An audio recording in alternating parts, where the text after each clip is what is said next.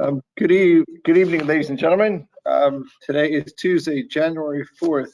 It's about 7:30 p.m. And tonight is a planning and zoning public hearing and general meeting, the first one of 2022. And Happy New Year to everybody. Hope everybody had a nice month off, had some nice time off with their families and friends and whatnot, and their COVID friends. And we're moving forward for 2022. We have a quorum, everybody's here. We have a pretty straightforward agenda. We also have our new first selectman, Monica McNally, with us tonight. Thank you, Monica, as our ex-officio officer of the P&Z. Thank you. Without further ado, getting started right away.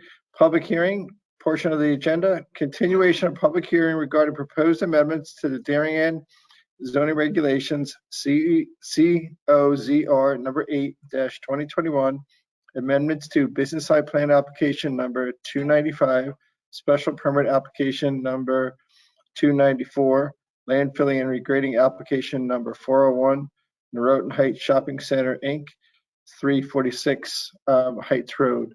Just for the record, tonight we are here in Town Hall in room 206 with Jeremy Ginsburg and Fred Donite and myself, and this meeting is being held virtually on GoToMeeter as per the governor's order dating back about 2 years now. Jeremy, what do we got? There's Noroton Heights again? Yeah, you may recall that back in November of 2021, we did have the first public hearing on these two related matters, which is the first is rezoning request and a site plan and special permit for the, I'll call it the redevelopment of what are now two buildings on the subject property at the corner of Heights Road and Hollow Tree Ridge Road, and a subsequent special permit application to establish the Goddard School in one of the proposed new buildings. And that Goddard School requires a special permit. So the commission's treating these together since a lot of the testimony will be interrelated relative to drainage and grading and traffic and parking. So they're two separate items, but the commission's going to hear them. So then let me open up the other item too. Good idea. Okay, so then the next item on the agenda, which is Jeremy just explained, is continuation of public hearing regarding special permit application number 170-C, Noroton Heights Shopping Center, Inc., Goddard School at 346 Heights Road. And tonight, I think, Jeremy, we're going to have Mr. Maslin lead us off. Attorney Maslin is here on behalf of the applicants, and there are a number of experts here and peer review experts as well. So we'll get started with Mr. Maslin and his presentation. And this is our third night? Second or third. Bob, do you remember if this is the second or third night of hearings? It might be worse. We might have had one or two meetings where it was scheduled and it's over. Yeah, that was the fourth night. Okay, great. Mr. Maslin, welcome. Happy New Year, sir. Happy New Year, Mr. Chairman and everyone. Hey, man. Welcome, First Selectman McNally. Happy New Year to you.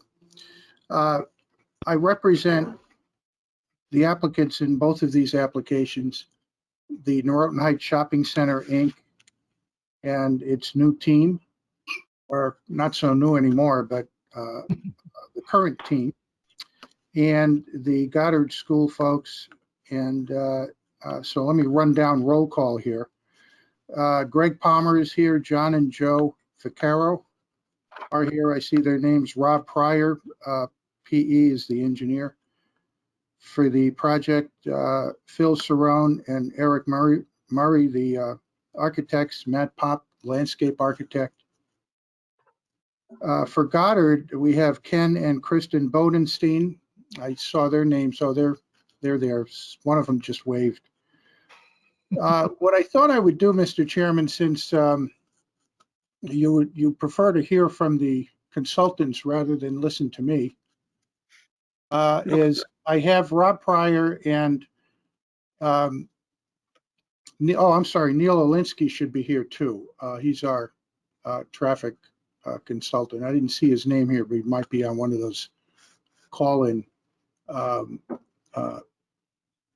people.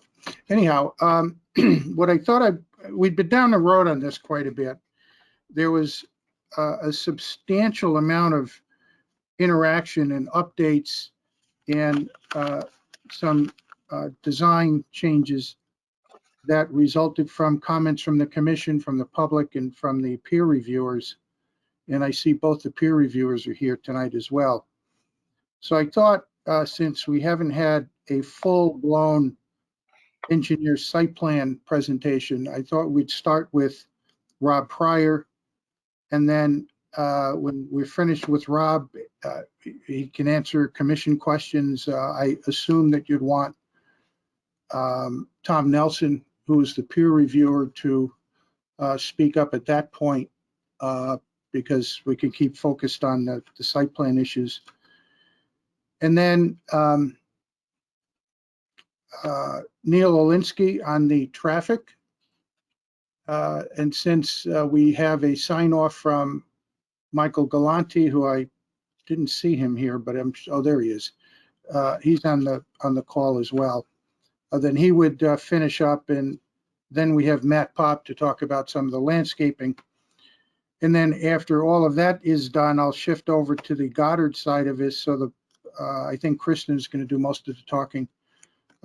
Sort of give you the kind of the lowdown on how Goddard operates and how this school will function pretty much internally in terms of security and process for dropping off and picking up and that sort of thing, if that's okay. So what I've done is on the PowerPoint presentations for both of these, what I've done is I started with the one we originally started with and updated by adding the slides that we submitted in paper for the record over the last week or so at the end. But I'm going to have Rob use his screen to go through his presentation, just because it's more efficient that way. I think it'll go more quickly. But his presentation slides are now in the PowerPoint that I just uploaded a little while ago, so that if you wanted to look through the PowerPoint later on, everything is going to be there. That would be a good place to look for everything. I did the same thing with, excuse me, the Goddard School PowerPoint. Added, I'm sorry, I didn't exactly do the same thing there. I substituted a couple of site plan related slides in the middle of it rather than add them to the end, because we never really had a slideshow presentation fully with the Goddard. It's not long, but that now is in the record as well. It's updated. So if that's okay, I'd like to, Fred, if you could turn the presenter role over to Rob Pryor. And if that's okay with you, Mr. Chairman, is that a efficient way to do this? Yes, you're nodding. Okay. Fred, can you put Rob in as presenter, and Rob, take it away? Thank you. I'll share my screen. Well, while he's doing that, I just wanted to add one thing. Yesterday I went through both of these electronic files to try to make sure that all of the relevant material is in the electronic record on both of them. I think I figured out that there were a couple of peer review letters missing, and I sent Fred an email last evening, and he was following up on that. I don't know if they actually made it into the electronic record today, but if we're fortunate enough to close the hearing tonight, I'd like to just make sure they're in the record, and so that we have all of that covered. I think as soon as we get the, I can assure you that all the materials are included as part of the record. Whether or not everything is included in the electronic copy of the application at this point, I'll have to verify that with our administrative staff in the morning. But I can assure you that everything has been included as part of the hard copy file on both of these applications. yeah, Thank you, Fred. I just wanted to make sure the record was covered on that. I mean, I don't think anything really has changed in the world. If it's in town hall and it's been stamped as received, it's in the record. Yes. Copy files here. Whether it makes it into the electronic file cabinet or the file cabinet that's got 5 drawers in it, it's the same thing. Yeah, but that's good thinking, Bob. Thank you. Okay. So the next person we're going to hear from is Rob Pryor, right? And this Yep. is, Good evening, Mr. Chairman, members of the commission, P&Z staff. For the record, my name is Robert Pryor, professional engineer and land surveyor, here this evening representing the applicant. I'm hoping everybody can see my screen at this point. So tonight, what I'd like to go through, I'm not going to go into tremendous detail because I think most people are pretty familiar with the site plan, but I am going to just go through some things briefly. I'd like to talk a little bit about the site plan and the revisions that we've made as of late. I also have several cross sections that show the relationship between the parking garage and the proposed garage access ramp as they relate to the northern property line and our neighbors on West Avenue. I'm going to spend a little time on the engineering plan to talk about some of the engineering aspects of a little bit more about the technical aspects of the engineering of the plan. We're going to talk a little bit, give the commission a brief overview of what we see as the construction sequence going forward. And then lastly, I'm going to briefly talk about the pedestrian and vehicular circulation on the site. So starting with the site plan, again, I think everybody's familiar with the location. Where to the site lies to the north of Heights Road and to the east of Hollow Tree Ridge Road. The eastern portion of the site contains the Palmer's supermarket, as well as some additional commercial space below the Palmer's building. In the proposed plan, the site is accessed from four separate driveways. The first driveway is the furthest to the east and is the existing driveway to remain, and that generally accesses the lower portions of the Palmer Supermarket building and the associated parking. Moving to the west, there's an existing driveway. This is going to be a one-way in driveway, so access only one way into the site. Generally, the primary access for customers of the Palmer Supermarket, as well as trucks that load and offload at the Palmer's loading docks toward the rear of the site. Moving to the west, we have a driveway, a full movement two-way driveway. Most likely the most significant, probably the main driveway for the proposed retail and residential parts of the project. Again, two-way full movement in and out. And then there is an additional driveway located further to the west, also full movement, two-way in and out, more closely associated with the portion of the site where the Goddard School will be. Currently, there's 398 proposed parking spaces overall between the Palmer's parking areas and the parking for the new retail and commercial and residential development. There's a typo on the parking chart. I'll just tell you, the plan shows 380. The chart shows 385 spaces. Apparently, the four handicap spaces that are on the upper story of the parking garage didn't get added to the aggregate. They're shown. The four handicap spaces are shown in the chart, but they inadvertently were left out of the aggregate count. So there's actually 389 parking spaces in the aggregate. And of those 389 spaces, 281 are surface spaces, and then the remaining 108 are spaces that are within the parking garage. I'm sorry. Was there a question there? Okay. So as far as changes that we've made, so the proposed development basically consists of 2 new buildings.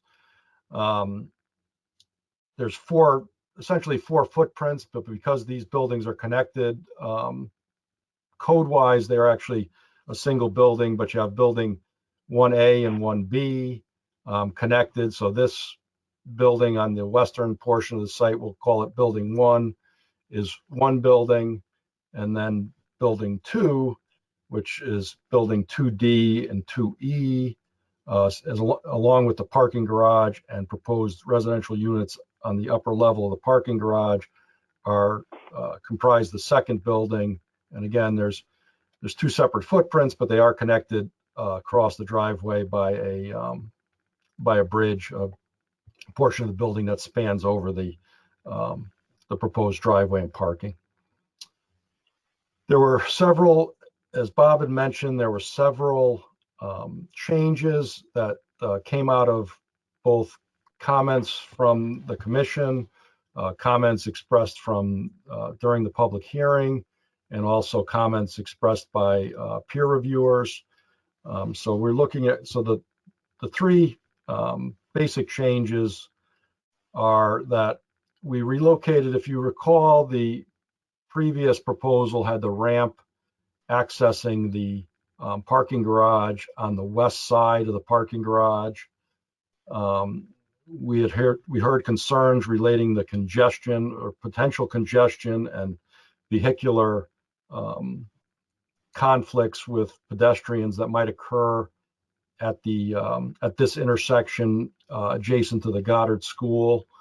So the primary alteration to the plan was to relocate that access ramp to the other side of the parking garage and to the northern part towards the northern side of the property, to remove those conflicts and remove all that residential traffic entering and exiting from the ramp away from that intersection. Concurrent with that change, we did add a one-way drive and some angular parking along the western side of the parking garage, and as a way to provide additional parking closer to Goddard School for parent drop off and pickup. Those spaces are all 15-minute spaces, or signed for 15-minute only spaces, and those spaces will be able to access the Goddard School without having to cross a driveway. So that provides additional safety for those parents dropping off and picking up children from the Goddard School. A small additional modification that we made was to add a pedestrian sidewalk to provide additional pedestrian access from Hollow Tree Ridge Road into the site in this area. So those basically are the three changes that were made to the site plan. Before I go any further, is there any questions related to those changes, or does anybody sort of not understand what we've tried to do there? No, I think we understand it changed. I just want to make sure all the commissioners, people that have hard copy plans. Yep, I see it, Jim. Understand that we're on the land text set of drawings, and this is going to be page C-1.0. C.1.0, yes. Yep, on the bottom. And just to make sure we're also on the same page, of the curb cuts that are along the road that Mr. Pryor started out with, the first one all the way to the, I'm going to say the east, is existing today. That's the existing parking lot that goes to the post office, the dry cleaner, and the fitness center. The next one over is the existing one-way driveway that goes to the Palmer store, which is the same. The next one over is the two-way that exists today that goes in and out next to Wells Fargo Bank. And then the other ones, if you keep going west, that one's is basically a new driveway. Yes, correct. So Jim, I'm going to let you go first. Jim Rand, please go ahead, sir. Yeah, if I number the driveways as you described them, Steve, 1, 2, 3, and 4, going from west to east. Yep. The previous version had the most convenient, I'll call it, access to the Goddard School was through number 4, where Correct. somebody's pointer is. Now, am I correct in assuming that the preferred access to the school for both drop off and pickup is one of the 1, 2, or 3 driveways and exiting in the 4th? Yeah, I can answer that first. One is a dead end. That's the existing one today. So Yes, correct. it's mostly going to be number 3 in the center because that's where the ramp goes. And 2 shouldn't change that much. And Okay. you're the engineer, Rob. You designed it. Go ahead. And I number also, 4 is we also have a exhibit that I'll get to that shows sort of the traffic circulation. And it may make sense to hold that question or to revisit that once we get to that exhibit. that's fine. That's Because fine. I think it's a little more clear than this plan. Okay. Yes. And it'll probably make a little more sense when you see it, kind of how we envision the traffic pattern kind of working in the site. And then Neil Alinsky from SLR will certainly expand upon that in his presentation, I would expect. The one last thing that I want to touch on before I move slides is that, we've been talking internally a little bit about how we're going to handle the refuse on the site, garbage and waste management. And we just wanted to give the commission sort of an overview of that. The refuse area, the area where the dumpsters will be in this back corner adjacent to the garage. It will have an enclosure, but this is where the large dumpsters on the site will be. In addition to that, each building will have a refuse area associated with that building, interior to the building. So there'll be a refuse room or sort of a waste room, waste and recycling room. And what's going to happen here is that there's going to be sort of two kind of operations that are going to happen. The first is that on a daily basis, those rooms within those buildings will be emptied of trash, and that trash will be moved to the dumpsters in the back. And that will occur either as a function of the project manager or the property management company or a private contractor. And that will happen on a daily basis. So that takes care of moving the trash from the buildings to the dumpsters. And then the dumpsters themselves will likely, we envision those dumpsters being emptied on a daily basis. So you're looking at basically 2 separate types of refuse operations. One moves the refuse waste and recyclables from the buildings into the dumpster area. That won't be done by individual tenants. That'll be done by either the management company or a private contractor. And then you'll have the emptying of the dumpsters themselves on a daily basis by a waste hauling company. Now, just to be clear, Rob, that's Yeah. totally separate from the operation of the existing plumbers market today. Yes. I should have been more clear. That's relative to the proposed retail and residential development on the western side of the site. Okay, but just to be clear again, what we just labeled or called driveway number 2, which gives you truck deliveries to the Palmer store and where they Yes. put pen up this Christmas season. In the back, you have deliveries back there, but their refuse dumpster is over off of Edgerton Road on the downside. You can see it sitting there on your plan where it says concrete pad. Yep, over here. Yeah. Right. So that operation will stay the same for Palmer's. the way that operation will happen the way it happens now. Okay, that's fine. So the next two slides I'm going to show are just Before you move on, Carrie Gately, your light's on. Did you have any questions at this point? Yeah, I just wanted to better understand, because building one, where's the quick service restaurant and the other restaurant and the commercial? Are they in building one or two? I believe building one is slated for a quick serve restaurant. There may be a use similar to that also in building 2E. There's So a quick serve and a regular restaurant. It's in these two buildings, I want to say. Okay, and so the same refuse, garbage, there'll be an internal for building one as well, and for this smaller building that's adjacent to the Goddard School? Yes. So for all these buildings, basically all these buildings associated with this end of the development. Okay. Yeah, so I think, Kara, he said building two, but I think it's on the plan that might be staring at.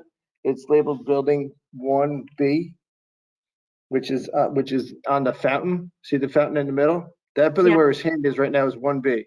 That's one, One- yeah, correct. and- That's 1B, and then that's 2E over here. And that's two, and then the one that's attached to the parking garage, what's that one? That's 2D. As in Okay. David. Got it. Okay. And the parking garage, it's raised, correct? Right, so there's two parking levels in the garage. Okay. And one is the lower level, which is basically at grade parking. So that means you're just pulling under the garage and parking. You're not going down into a garage. You're just, Right. that's like, if you took the And is parking garage away, there would be a parking lot there. And is that accessed via what we're calling driveway 4? That could be accessed either by driveway, it would have to be accessed by driveway 4, or it Mhm. could be accessed through the back of the garage through driveway 2. Because there's Driveway access into the garage from that, Driveway 3 or 2. from Correct. driveway, you're correct, 3, I'm sorry, driveway 3 or driveway 4. Or 2.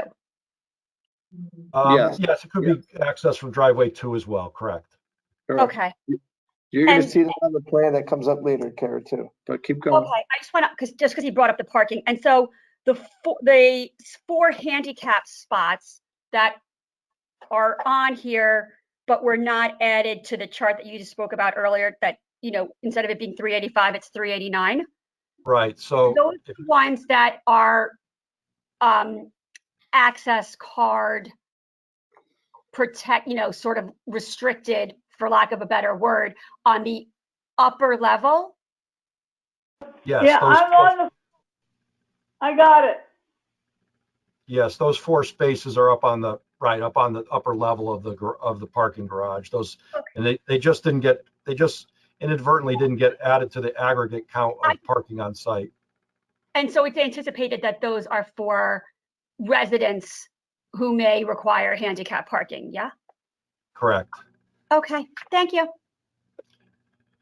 Before you go on, Rob, Yep. Monica Nally, as an ex officio member and first time really speaking at a meeting, would you like to ask any questions at this point?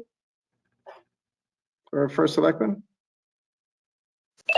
I think a lot of my questions will get answered as the presentation goes through, but you have ground level handicap parking as well, correct? Yes. Right, okay. Yeah, Thanks. all that handicap parking stuff is basically statutory. So the only reason why you just said that is because it was missing in the count, but go ahead. I think we're good, Rob. Keep going, sir. So the next 2 slides will just be the cross sections, basically in the northern part of the property where the garage and the park and the ramp are adjacent to or closer to the northern property line.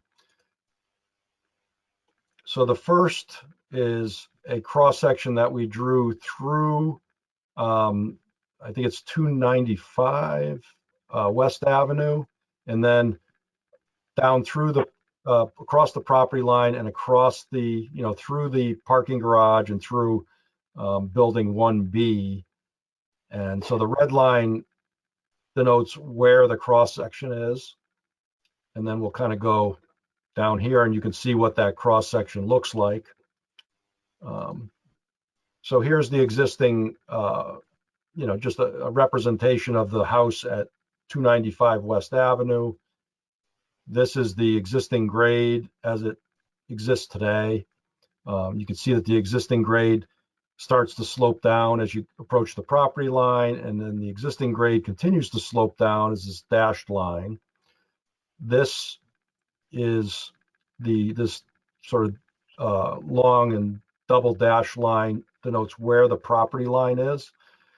And then we do show, and it's reflected in our grading plan, we do show a little bit of fill in here between the property line and the garage, just to create some positive drainage in that between the property line and the garage. It's just a small amount of fill. And really we're just trying to give you the relationship of the heights between the proposed kind of residential units, that are proposed on the upper level of the garage, and sort of where this house up at 295 sits. Obviously our site is significantly down gradient from the West Avenue properties, and this kind of just, I think, illustrates how the parking garage is kind of tucked into that hillside, and it does give you an idea of the relationship between the heights of these gable roofs on the residential units on top of the garage, and sort of the existing grade and the existing house up on West Avenue. I don't really have much more to add to this slide. If people have questions, I'm happy to answer them before I move on, or we could go on to the next cross section. And Why don't you wait right there 1 second? And while we're there talking about the ramp, can you just talk about the setbacks? If you slide your thing down a little bit, the setback between the ramp and that house on West Avenue. And the house number is going to be 291 and 293. so And I can 289. probably give you, let me see if I can get that. Assuming that house is located approximately where these are. We don't Exactly. show it, but but we can- They land up showing up on the Seymour survey, Okay, which is it's their latest survey with the new ramp. It shows where the ramp is exactly at those two houses, but that's exactly what we're talking about. Those setbacks there.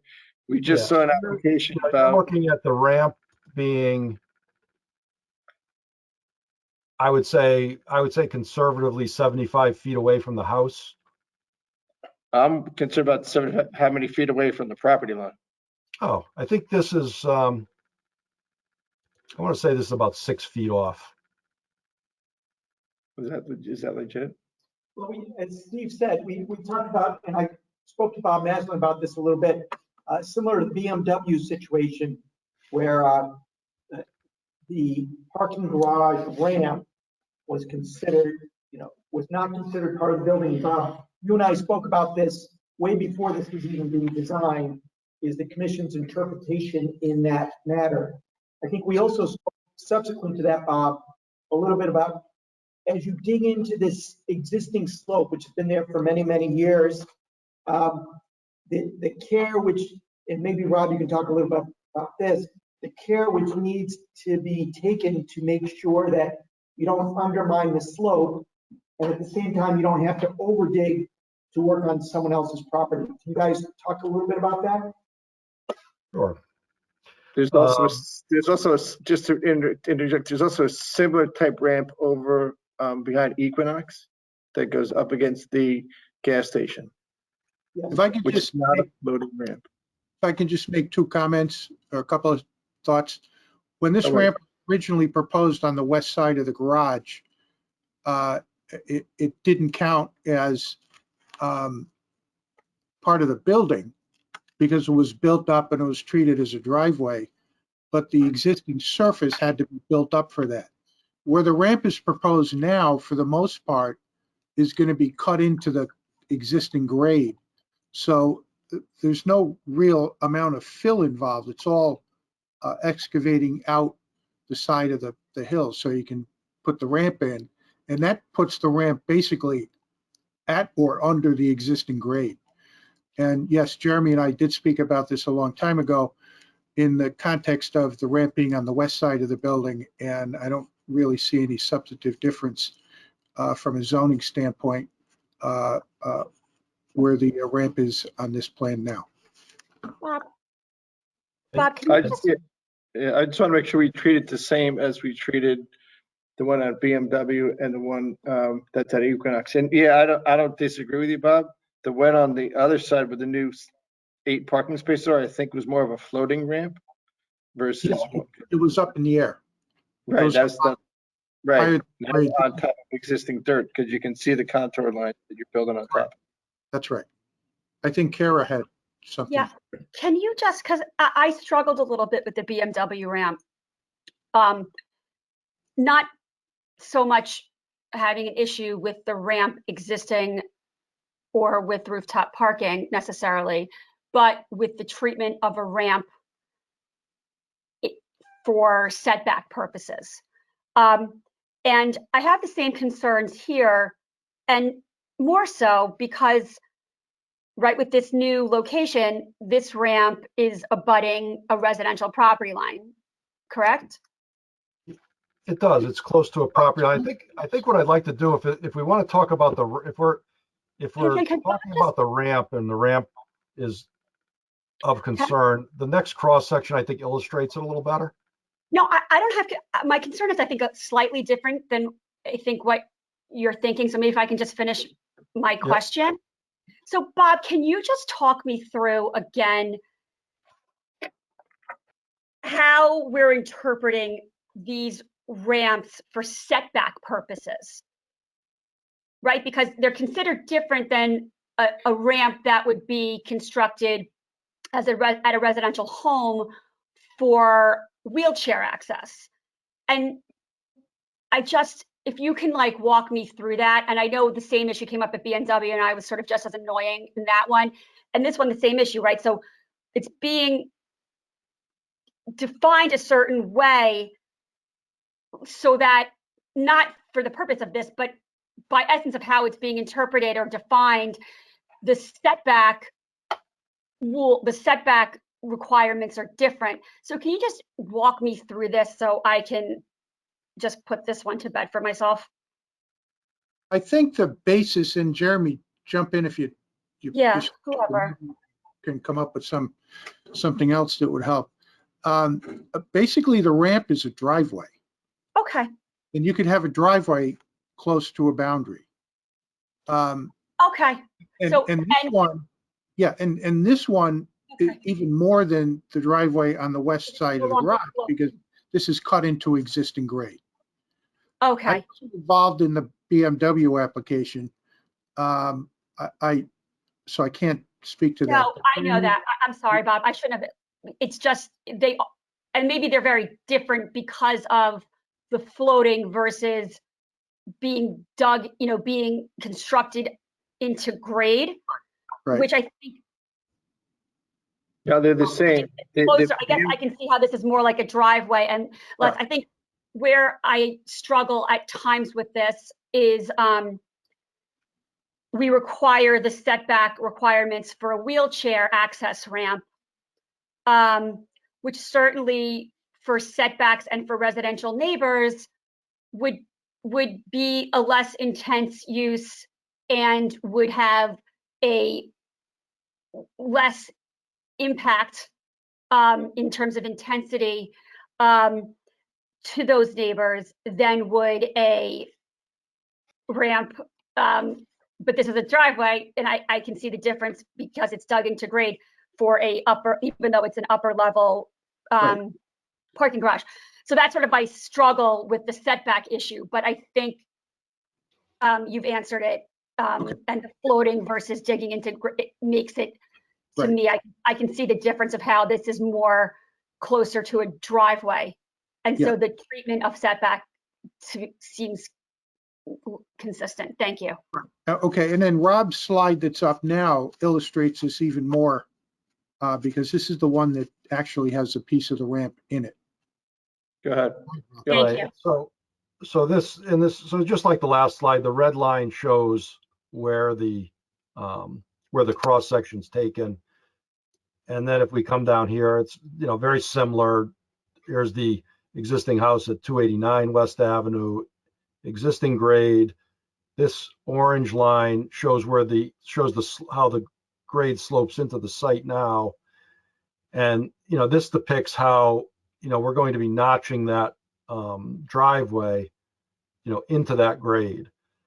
So, from a visual standpoint, obviously the fact that you're notching in will, hide that driveway visually from the neighbors.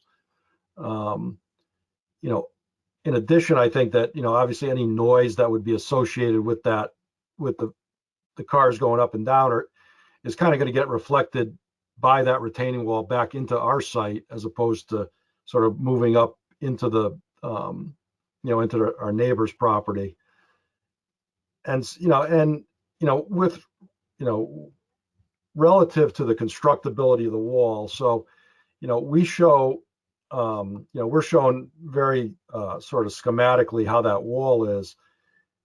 We expect that what's going to happen is that part of that excavation probably will not all be in soil. Okay. And what I mean by that is that somewhere under here, there's probably rock that some of which will have to be removed to get the wall in. Yep. But it's also not subject to an embankment failure, because when you cut the rock out, it obviously can self-support itself. So when you look at, that wall adjacent to the property line, I think it's important to understand that it won't all be soil that could collapse. Part of it's going to be rock that we're going to have to remove. And then what's on top of the rock will either have to be, there'll have to be some kind of temporary stabilization to hold that overburden above the ledge, in order to construct the wall. But it won't be the full height of we don't anticipate that overburden is the full height of the wall. We think it's some smaller height or depth of that. Thank Now, you. Rob, that one spot where you're talking about, right where your hand is, what's the distance between the wall and the property line? Oh, and this spot is not the closest distance. So I know it's not. okay. I know it's, trust me, and the height is also not the closest distance too. The height's gonna. This is actually one of the higher locations. It has to be higher at 293 because you got a 10% grade going up the ramp. You're only at 289. Yeah, you're at the beginning of the ramp. The ramp gets significantly higher as you. The ramp's eventually gonna be at the top of the wall. That's correct. And I can tell you that's not right. So this looks like this is probably, because the scale's half is 1 in 20 scale. This is probably 11 feet off the property line. If we could just get that on the plans in the future submission, that would be great. Oh yeah, we can do that. It's So where the ramp is going to be, and it's a raised driveway. We call it a raised driveway versus a ramp. okay. So see right now where your red line is at 290, 289. Also the distance at 293 and the height at 293,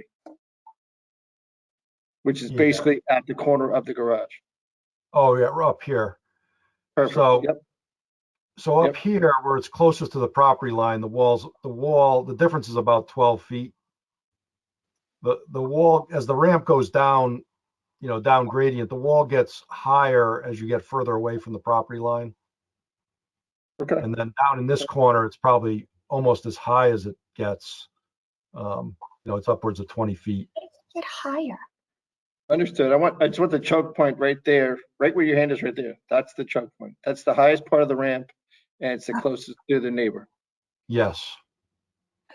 And we don't know that distance? And so you're looking at this point, you're looking at that 6 foot sort of distance between the property line and the elevated driveway. Correct. Because that's Mr. and Mrs. Rasheen Nadamor. I'm gonna pronounce it right. Okay. But the ramp, you have a 10% grade, so that goes, that's like going up 7 feet every foot. It raises 7 inches every foot, is that right? Or is that a 7% grade? It's 10%, 10 to 1? Yeah. 87. No, it's more than, no, it's, no, 10% would be, well, would So be it's right there. 1.2, it would be 1.2 inches every foot. But I can't see those elevations. Elevation 87. 80 up to. right Jeremy, here. you're muted. I'll mute me, Jeremy.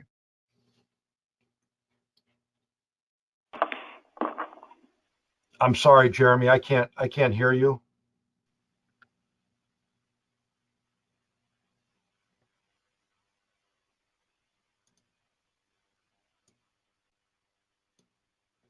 I am not hearing. Jeremy, you're muted. We'll say it's 87 to 101. It's 87 feet at the base of the parking garage, at the bottom of the ramp, and it's Yes. 101 at the top of the ramp.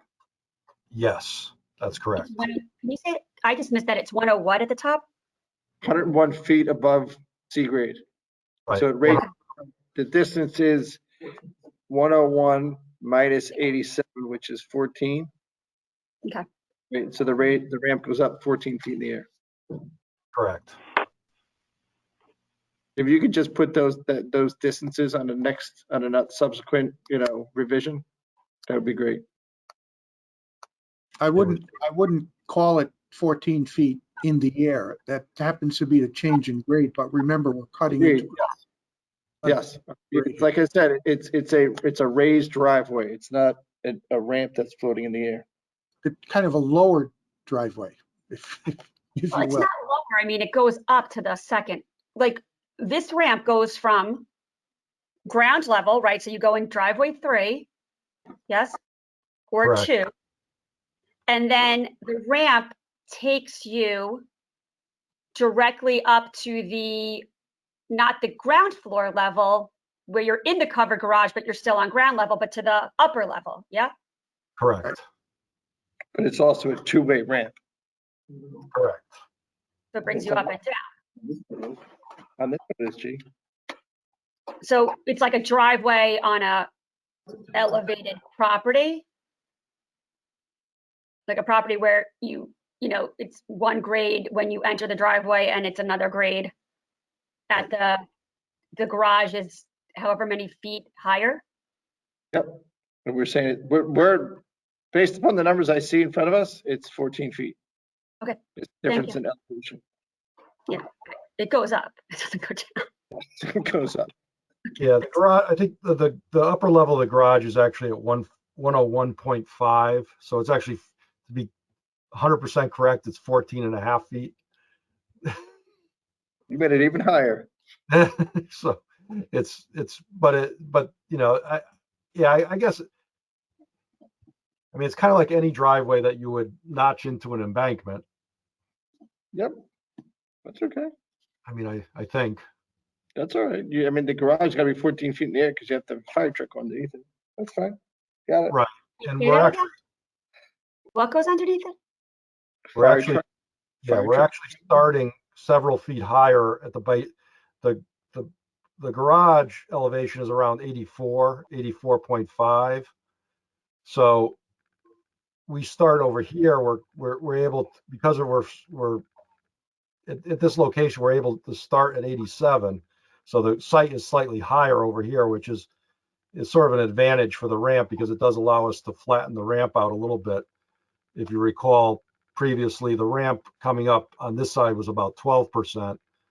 Because we're in a portion of the site that's a little higher, we're able to actually flatten out the ramp to get to the upper floor. But in answer to the question, yes, there's 14 feet clear under the parking garage to allow for access for emergency vehicles, trucks. Garbage truck could easily drive through there.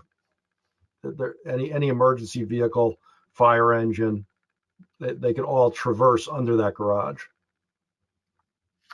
Okay, we slowed you up, Rob, so keep going on your Okay. thing. Okay. It's all good. So the next plan is really just the engineering aspects of the site plan. So the elements that are in this sort of green blue color, that's all related to the stormwater management system. Just to be clear, we use the same model that was used by in the previously approved proposal, meaning we obtained the electronic stormwater model from the previous engineer, and we're utilizing the same underground stormwater types of chambers. These are concrete box culverts. This is exactly the same elements that were proposed in the previously approved project. Other than that, the system is pretty straightforward. It has catch basins, piping, trench drains, all that collect surface runoff. The runoff from all those areas are routed to the underground detention systems. Before they enter the detention systems, they are routed through hydrodynamic stormwater quality chambers. And those chambers provide both removal of suspended solids, any kind of trash floatables gets trapped in those units for clean out before it enters the underground detention system. And those units also provide an element of oil separation and capture of those types of elements that would wash off the surface parking areas and driveways. As part of the overall project, there was previously some stormwater management improvements proposed for the eastern portion of the site. And the applicant has already installed all that work. So all those stormwater improvements that were previously approved as part of the overall site, the portions of that were associated with the Palmer's sort of end of the site, I'll call it, have already been installed. So those improvements are already in place. The one thing that Tom Nelson, your peer reviewer, and I had discussed, and we'll talk about it a little bit more at the end of this my presentation, is that the system that was proposed and approved previously didn't really allow for much or any groundwater infiltration, groundwater recharge. Can I interrupt 1 second, Rob? Yep. The plan that you're looking at, what's its number in the corner, in the lower right-hand corner? I'm just Sorry, trying to pull, I'll mention those at the beginning of each slide from now on. because I'm just trying to flip through my big plans. There you go, C1, got it. That's all I need. Thank you. Great. And Rob Nelson, is it Rob Nelson? Tom Nelson's gonna be here to speak about this when he's ready too. Yep. He's the court engineer survey that professional that went over this. Tom, So- you're here, right? There he is. Got it. Perfect. Thank you. So the thought that looking at it, we thought there may be, we need to do a little bit more. Like I said, we've designed basically to conform to the regulations and to conform with to what was already approved. The location of, the previous location of some of the underground detention was within the footprint of the proposed garage. So that obviously we've slid these units around to accommodate the new site plan. But we both felt that there's an opportunity here to introduce some infiltration, into this system, provide a little groundwater recharge, which would really just it's really an enhancement to what we've already proposed, but it could foreseeably further reduce the rates of runoff and the runoff volumes. If you recall previously, some of these buildings had underground parking.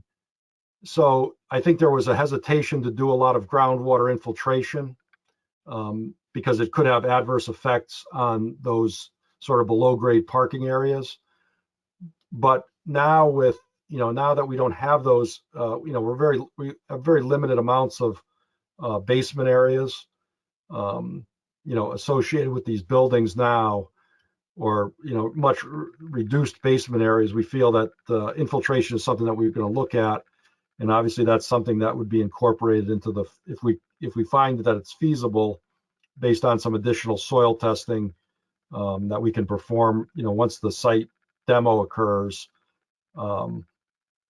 we would be looking to incorporate that into the final permit set of plans. But even lacking any infiltration, we demonstrate through our study that for all the storm events that we reviewed, which are the 2-year, 10, 25, and 50-year storm events, the runoff from this site will be reduced for all those events. And depending on the storm event, it's reduced between 14.5% up to 22.8% over the existing conditions. And that information is contained in the stormwater report in the narrative.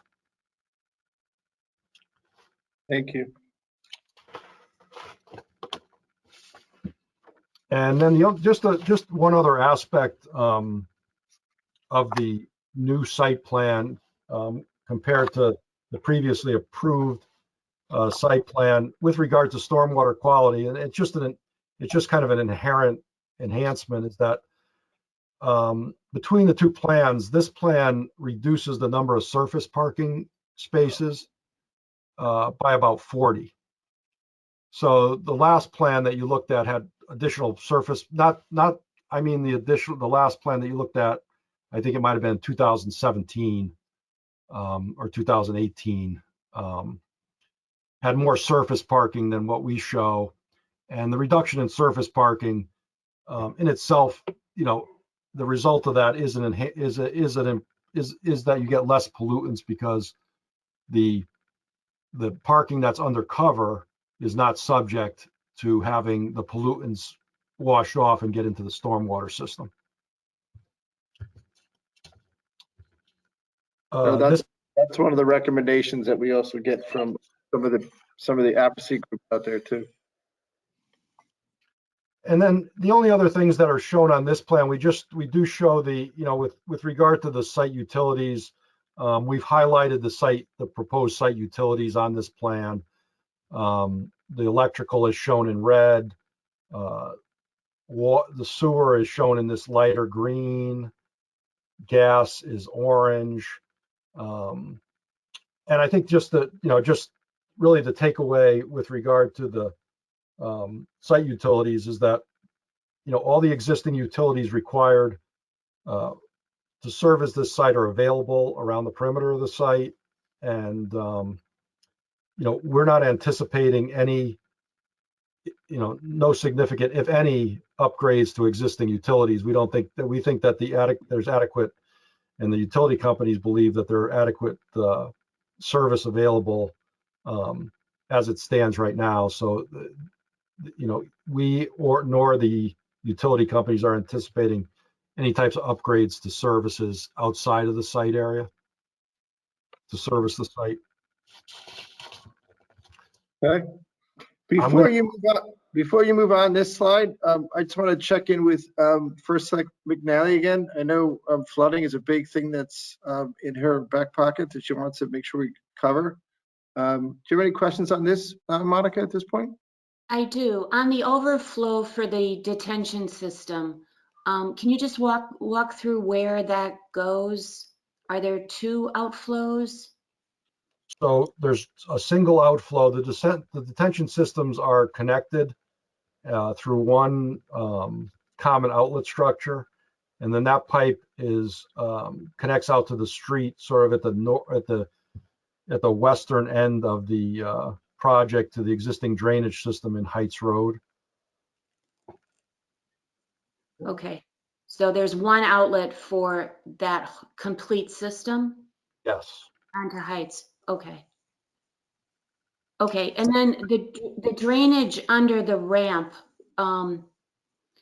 is, you know, where you have it. Okay, I understand it. Okay, that's my only question. Yeah, there's for the ramp, there's obviously existing basins, you know, in this location to capture the runoff that comes out of off the ramp. Right, I didn't see that before. Okay, thank you. That's a catch basin right at the base of the ramp, right? Yes. The catch drain. I see the head right there.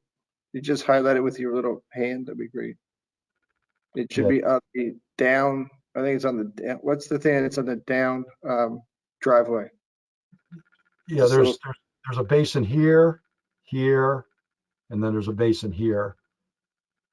So water that comes off the ramp, down the ramp will either go to these two basins or it'll flow to this basin. What's that thing that's right next to the island? It's between the upward lane and the downward lane of the ramp. Oh, that's a small island for the gates, Got for it. the access control to the ramp. Okay. Understood. And then one last question, the detention, it's 225,000 gallons total? That sounds right. Okay. That sounds right. I know I provided that number to the applicant, which I think he must have passed on to you Okay, at some point. So I think that sounds like the number. it hasn't changed. Okay, thank you. No. Good. And we'll have Tom Nelson walk us through this stuff too. No disrespect, Rob, because Exactly. Fantastic. And so I'm going to move on from this slide and just go into the construction sequence. Could we do, would you mind doing TM 1-1 or 1.01 and then TC 2.1, 2.0? Actually, no, is that right? I can get to that. Yeah, so it's TM 1.0 and TC 1.0. Let's see if I can get to that. Okay. I would start with TC 1.0.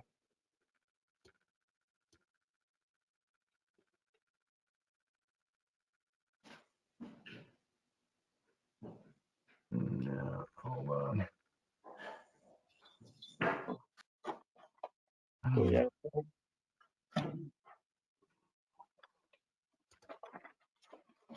No. TC, can you tell me about where in the plan set that is? Because I'm trying to. It's called proposed site plan for mixed use traffic vehicle traffic circulation plan. Oh, okay. I do have that. I will get to let me go back to the presentation set and we can.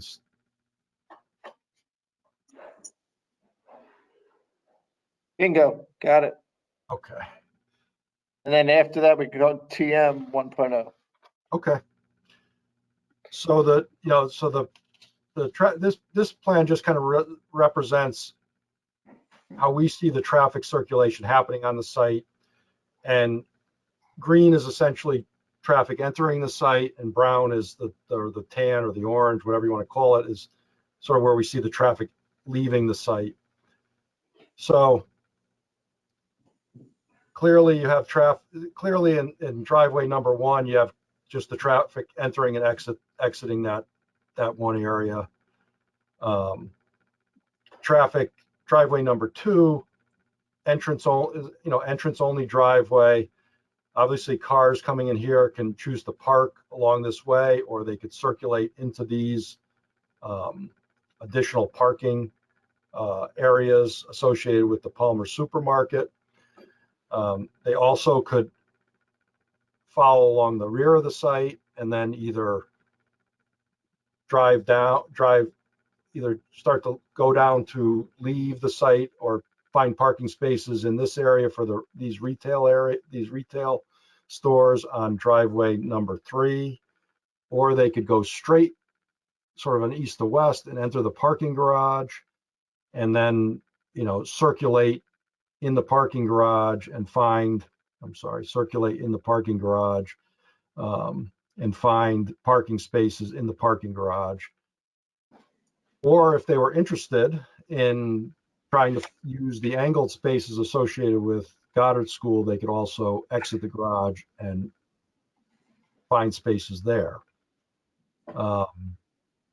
Similar. Going up the ramp is only for pedestrians that live there. That you're saying that section over the island is going to be gated? Yes. So that this is not anticipated to have any pedestrian traffic. This is just traffic for just vehicular access to the second garage level. And we would anticipate obviously that users of the ramp would most likely use driveway number 3 to get in and out. It's the proper alignment for entry into that ramp. It's the easiest alignment to get in and out into the upper level of the parking garage. Now, vehicles that utilize driveway number 4, and assuming that this would be in the morning or during drop-off periods for Goddard, this would likely, at least initially, be the most used driveway for that purpose. We see that parents would be able to come in. They would then they could enter the garage here. Now this driveway has been limited to only one way in to the garage. So this is not a two-way aisle anymore. This is just one-way traffic. And then as they're going up this bay of cars, another change that we've made to the plan from the architectural side is this. Obviously, when there was a ramp here, you couldn't see out this side of the garage. In the current plan, this side of the garage, except for the columns, is open. So essentially, as you're driving up this row of parking, you'll be able to look to your left and see if there are any parking spaces available in these angled spots. Obviously, you would be able to choose any parking spaces in this bay of parking, but if you did see a space here, and obviously these spaces are closer to the school, then you could drive straight through the garage, go to your left, come out, and choose one of the angled parking spaces to use to drop off your child or pick up your child. Assuming in the very unlikely event that all those parking spaces were taken and all those parking spaces were taken, and when you looked out, you couldn't find any, you didn't see any open spaces here, then you could simply turn to the right and go to through this part of the garage, try to find parking spaces in either one of these rows of parking, or upon coming out of the garage, you could have access to some of these parking spaces as well. I would just tell you one thing, Rob, is I think that aisle where you are, according to your next plan, not that one, the other one, next one over, I think that's two-way. We've shown it as one way. It was initially two-way. But if you look earlier you said when you came in the garage from the top side, you coming in there, you come in there, you can make a left going down. Right, so you'd have to use this bay. This is two ways here. You'd have to make a left going this way. And then you would circle around and enter the garage that way if you wanted to access those spaces. Okay, so if you're gonna go in driveway 4, right?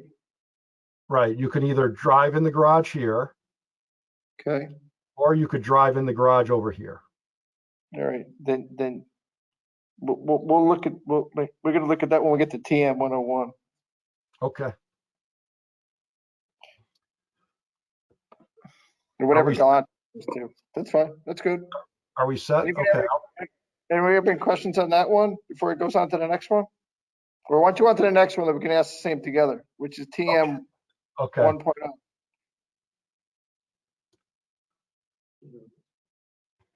Okay, this is what Jim Rand was asking about earlier. Bingo. There you go. Then what's the difference between TM and TC? Yeah, I think we were showing this as well, this is an entry, which is what we're talking about. The purple is an entry Okay. of a vehicle. So that's consistent with what we showed, is that's an entrance only. And we just wanted to show that obviously this was just to show that an emergency vehicle could come in from that side. And assuming they came in from this entrance, because potentially it's the first entrance they see, but then they realize they have to get over here, they could make their way through the garage and get over there. And then this, Michael Galante's here, I think, too, right? He's going to sign off on this. that's correct. Wait, Okay. And then, these green ways just show, access through the site in the opposite direction, meaning that you could get out, you could basically navigate the entire site. Oops, sorry.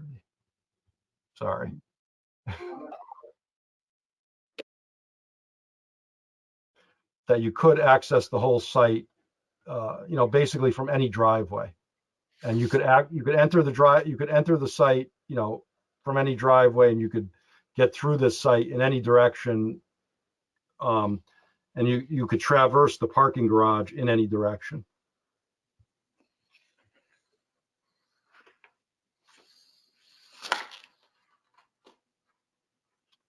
Jim, go ahead. Wait a minute, do I have my, yeah, I guess I got my mic on.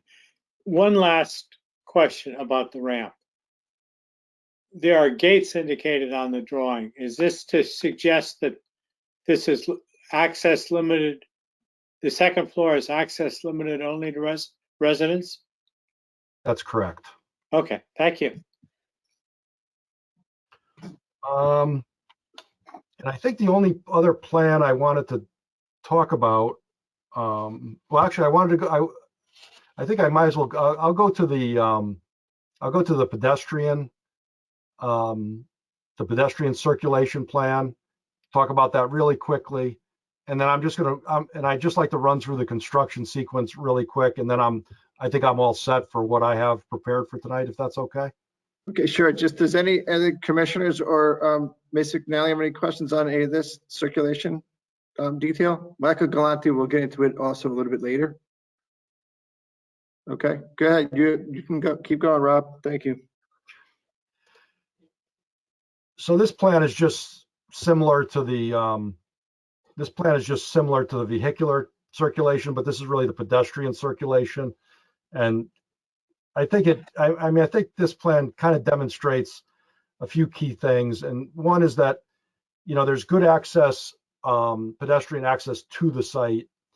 You can really get to the site from three sides, from the surrounding, neighborhood and surrounding area.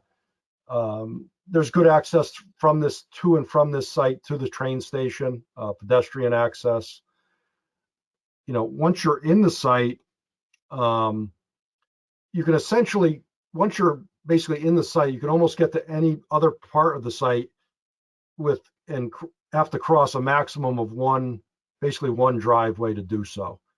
So obviously if you're way down here at Palmer's and you want to go to where Goddard is, well, then you have more driveways to cross. But if you're in the main portion of the new development area of the site, the courtyard, essentially you can get to any building, and the maximum number of crosswalks that you have to cross is one. If you were here, you've got a raised cross, and these crosswalks that are what we consider sort of the principal crosswalks in the site are all raised they're designed as raised crosswalks to provide additional safety. But if you're here in the courtyard, you could you walk across this essentially one-way driveway with a raised crosswalk to get to this other retail spot, or if your car was in the garage, you would use that crosswalk. If you wanted to get to Goddard, you would just follow the sidewalk and cross this raised crosswalk across this driveway.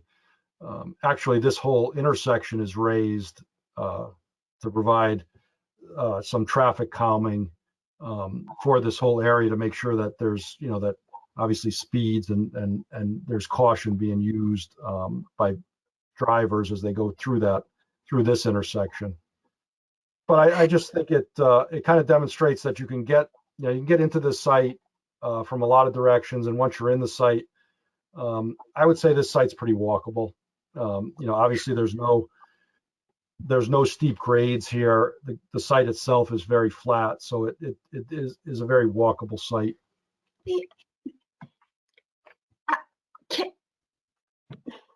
Go ahead, Kara, go ahead. Ladies first.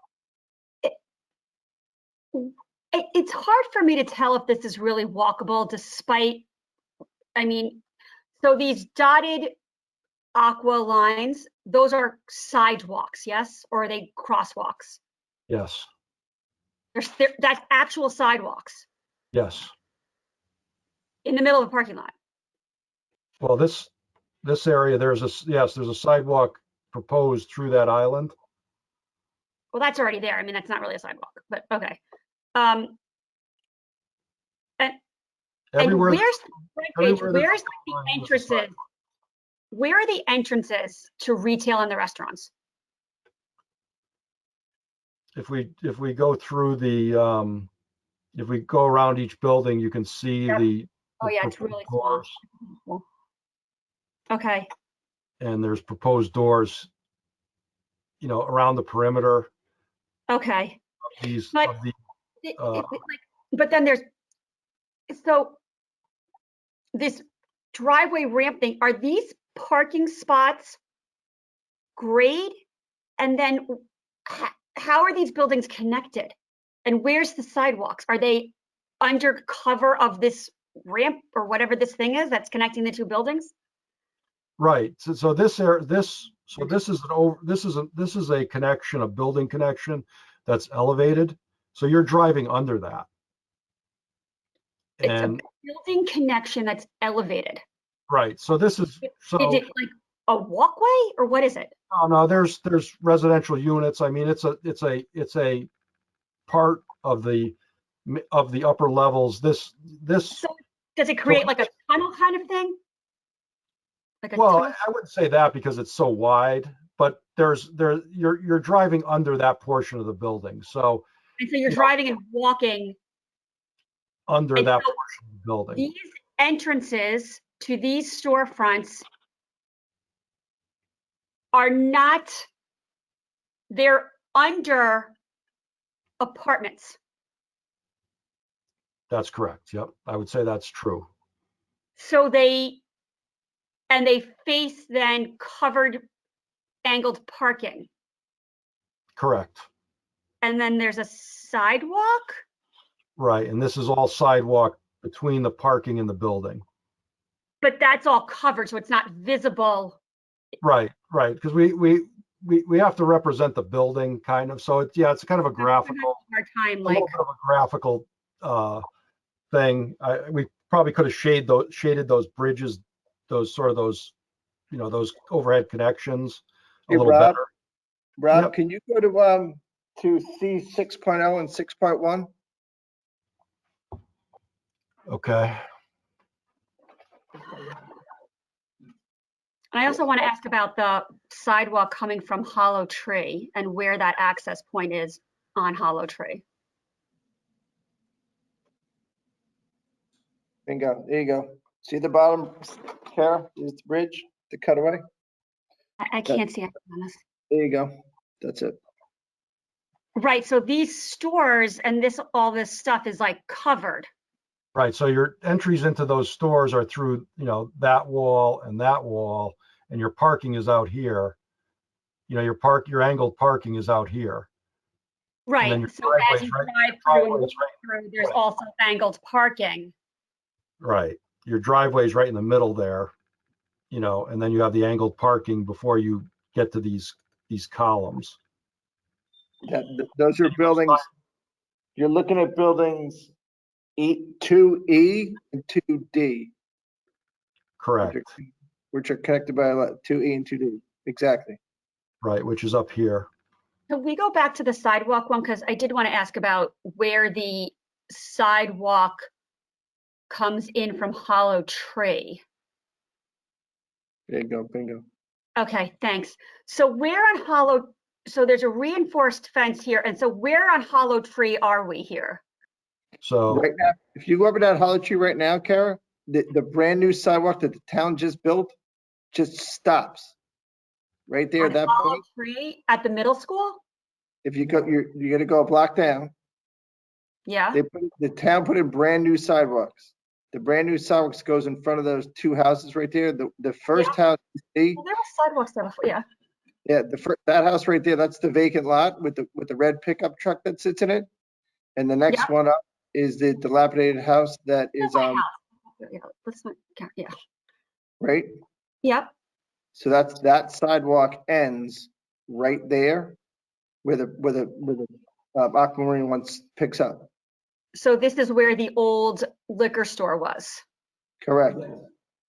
And so now there will be sidewalk.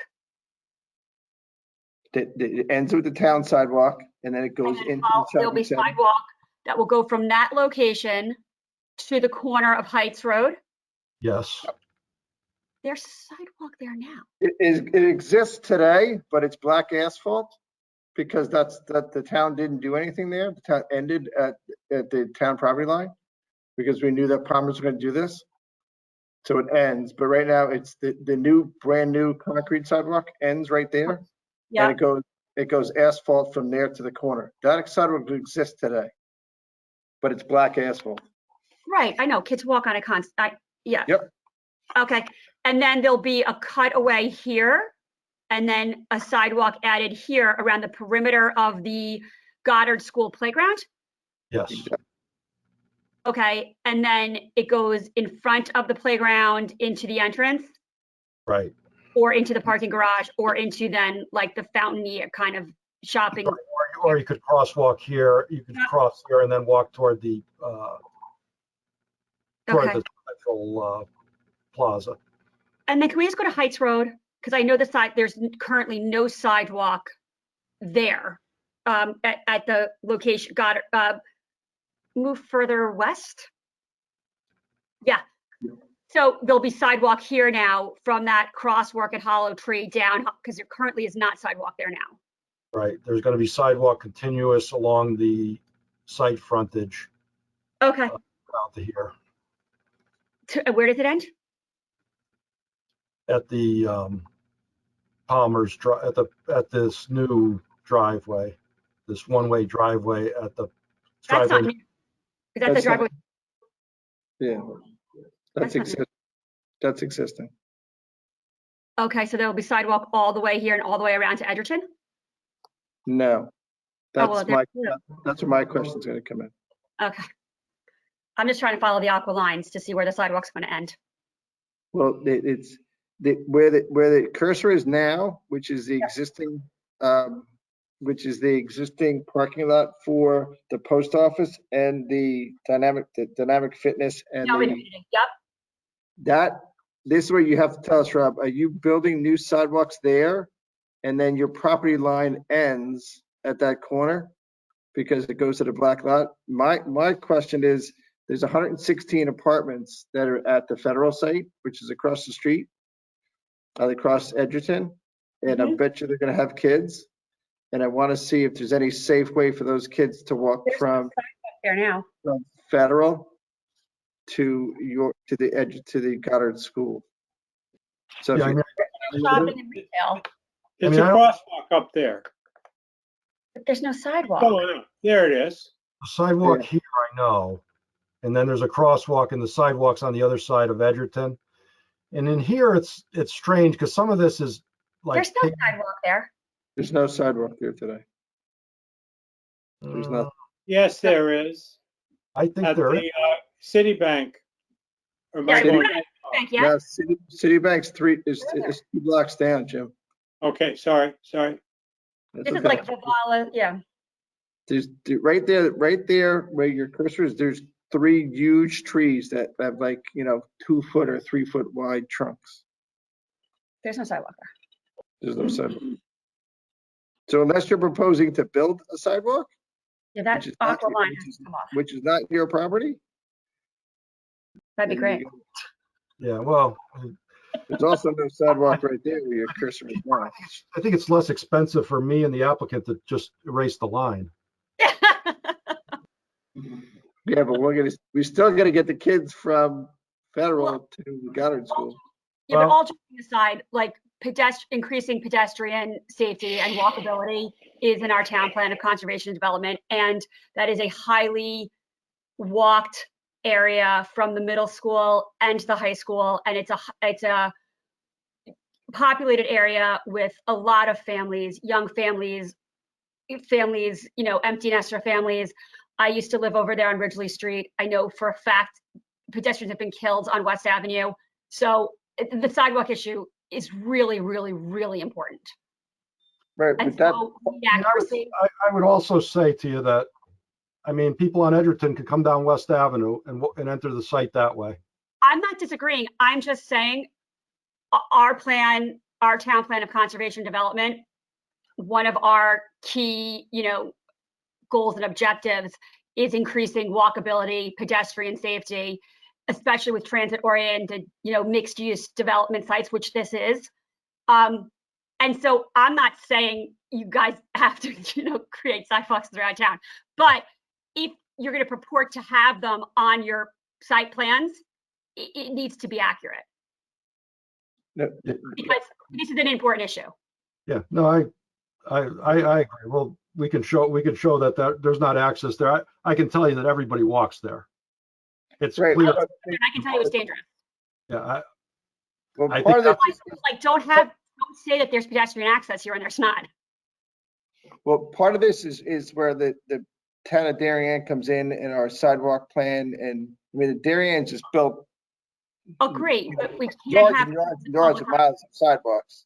right, but we we have to can't have the understand public record purporting to show a sidewalk where there's not one. Understood, It's not gonna be understood.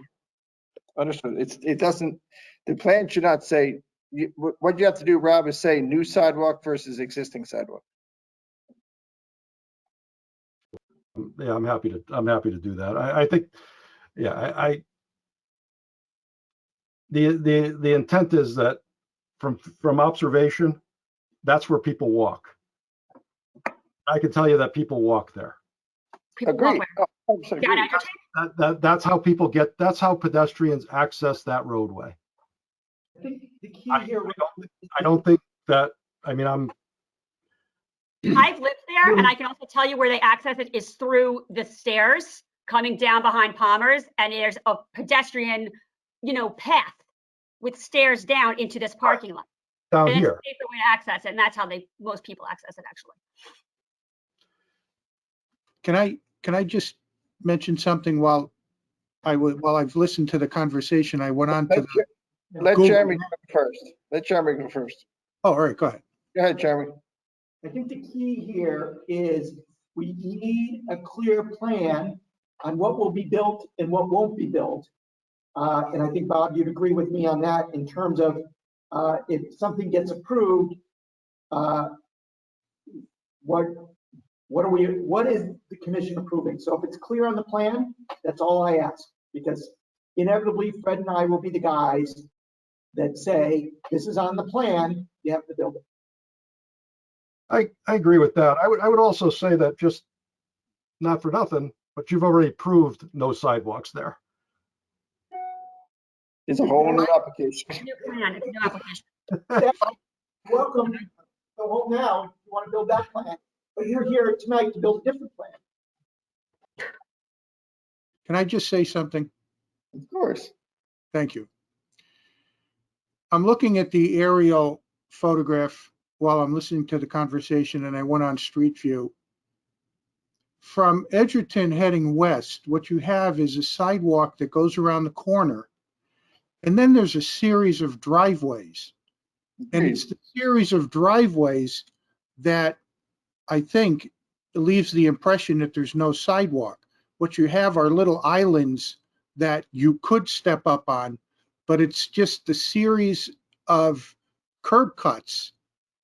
Wait, Bob, what part of Edgerton are The sidewalk is the you, same the as that. residential part on And the that- other side of West Avenue, or the side that cuts through between this federal property and the back of Palmer's, where the Green Dot Driving School is, and where the Palmer's, deliveries and stuff comes in? I was talking about the oh, there you go.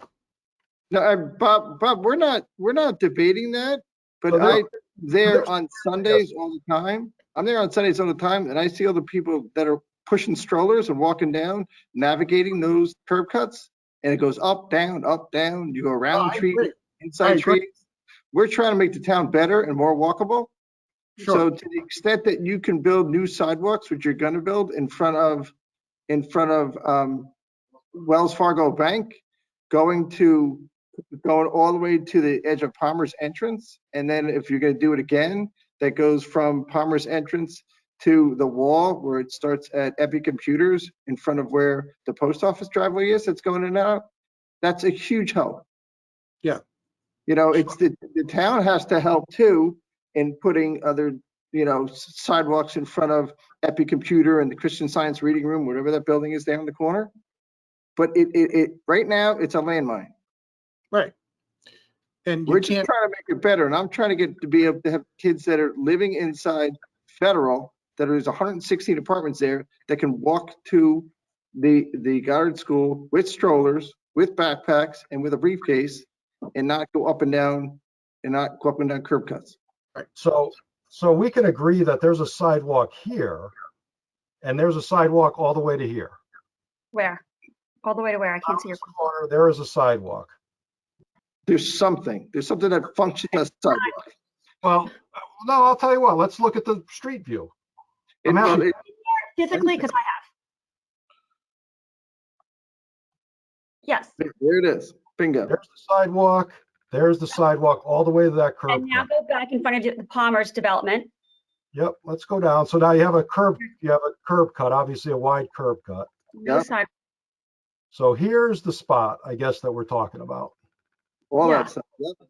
Yeah, That it's not there's side. no sidewalk because you have a big wide curb cut here, Great, which is not Right, your but- property, and then you've got this island that's partly paved. which is your property. Sidewalks there. That is your property.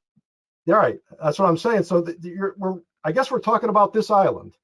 Well, but Correct. we're talking about that on your diagram. It showed aqua all around, and it was hard to distinguish I which will sidewalk. agree. And I I will agree started by that asking, is all the aqua purporting to be sidewalks? And you said yes.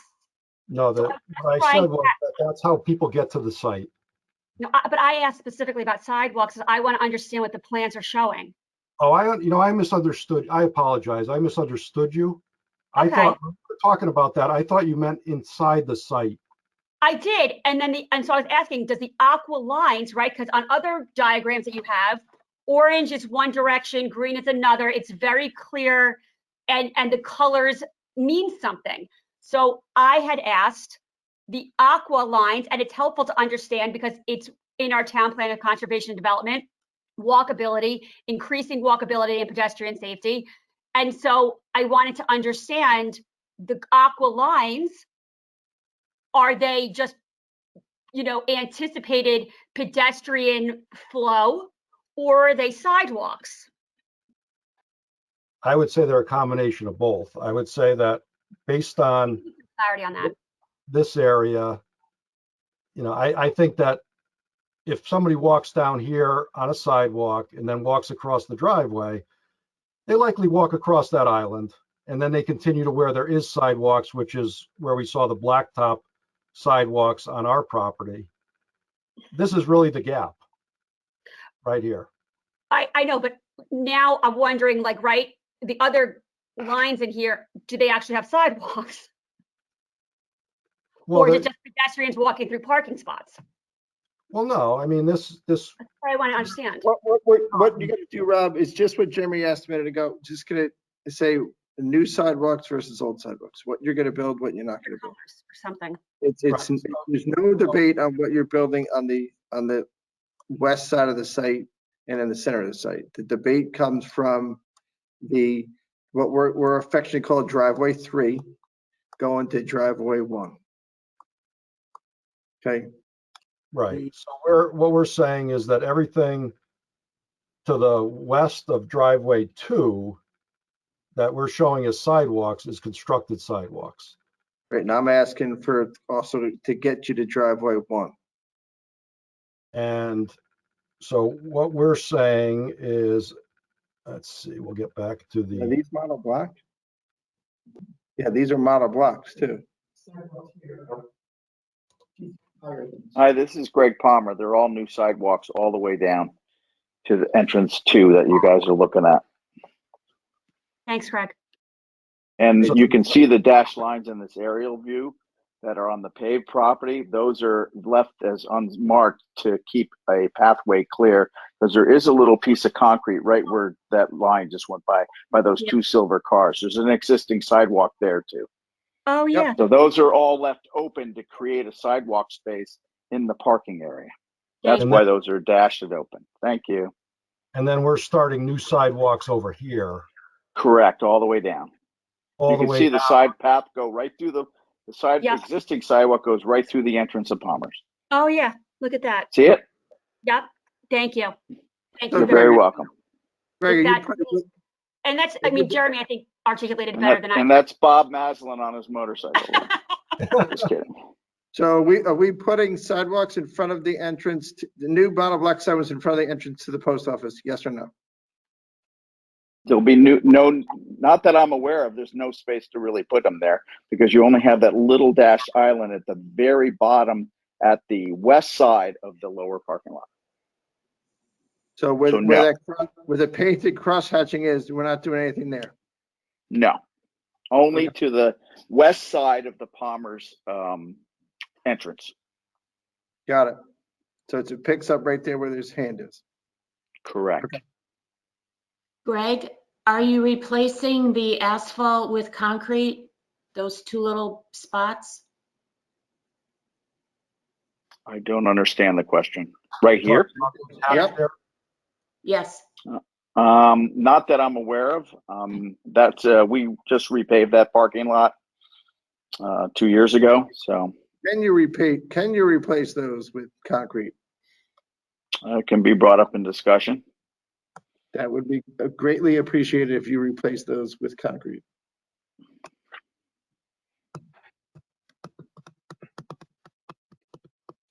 Okay.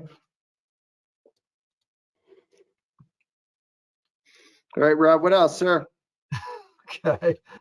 The last thing I have, Sequencing plan, I think, right? yeah, it's all. Does anybody else have questions on sidewalk or pedestrian access and whatnot? We're good? Moving on? I got Adam, a question. there he is. Thank you. Welcome. Adam, welcome. Hey, mine is unrelated. In building 1A or 1B, are there any residential units above where the Goddard School is going to be in that retail space, or no? Yes. So how are the people going to get from the parking garage to their apartments? They're going to be walking outside? Yes. Okay. Well, let me take that back. Yes, I believe I want to say they have, those people have to walk outside. Yes, they do. Yeah, they would come down the stair tower in this corner, And then across, and then they would go into the building entrance. Okay, Use the elevator to get upstairs. gotcha. All right, thank you.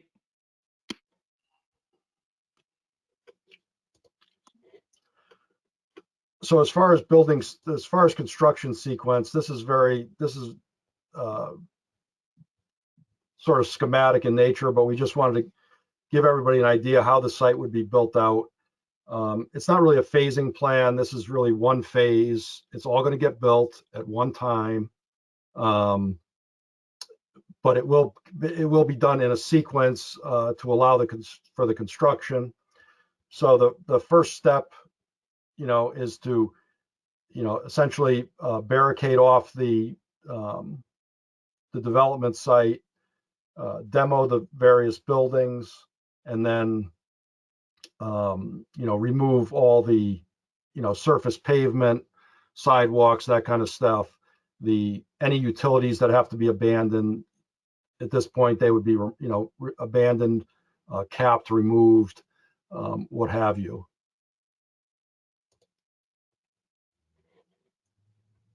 Step 2 would be actual construction of the parking garage and roughing in of the ramp to allow access. And it would be these areas would be finished to a degree where during the remaining stages of construction, the parking garage could be used for parking of construction worker vehicles, and also some staging of smaller materials. Perhaps the various contractors, on-site storage boxes would be located in the parking garage on the lower level of the parking garage, because it does we do need to provide, obviously, for construction parking. So while the parking garage would be constructed, all the rest of the site would be open. And then once the parking garage was constructed, then construction workers could use it to park, and for those other uses, as like I said, for storing materials and potentially storing their on-site lock boxes. As we move to step 3, then you're looking at building 1. So again, this portion of the site would be open. The garage would be in place, and the building 1, the superstructure of building 1 would get constructed. And then concurrent with that, some of the finished grading associated with the parking garage and some of the completion of the site areas adjacent to the parking garage and around the back of the site would commence.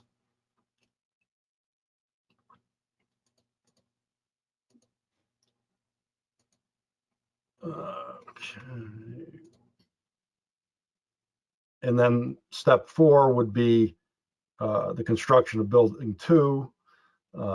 Clearly, this gets a little more tricky because we start to run out of staging area, but we do still have staging area in the plaza area and between the buildings. Access to the garage, construction access to the garage would be through the back and through the ramp for those using the garage for construction, parking during construction, storage during construction. So that would get done. And then at that point, the site areas on the western portion of the site would start to be completed, working our way essentially from northwest to southeast. As far as the site finishes, the pavement, the various any of the remaining utilities that would have to be put in, that work would all commence once concurrent with building 1 being built, and once the superstructure of building 2 was completed. And then the final phase of construction would be the repaving and surface parking work, repaving of the areas associated with the Palmer's supermarket parking lot. Also, the construction of this northerly retaining wall, the completion of that construction would occur through then. And then essentially you're working on finishing up all the lighting, landscaping, hardscape and other site finishes for the overall project.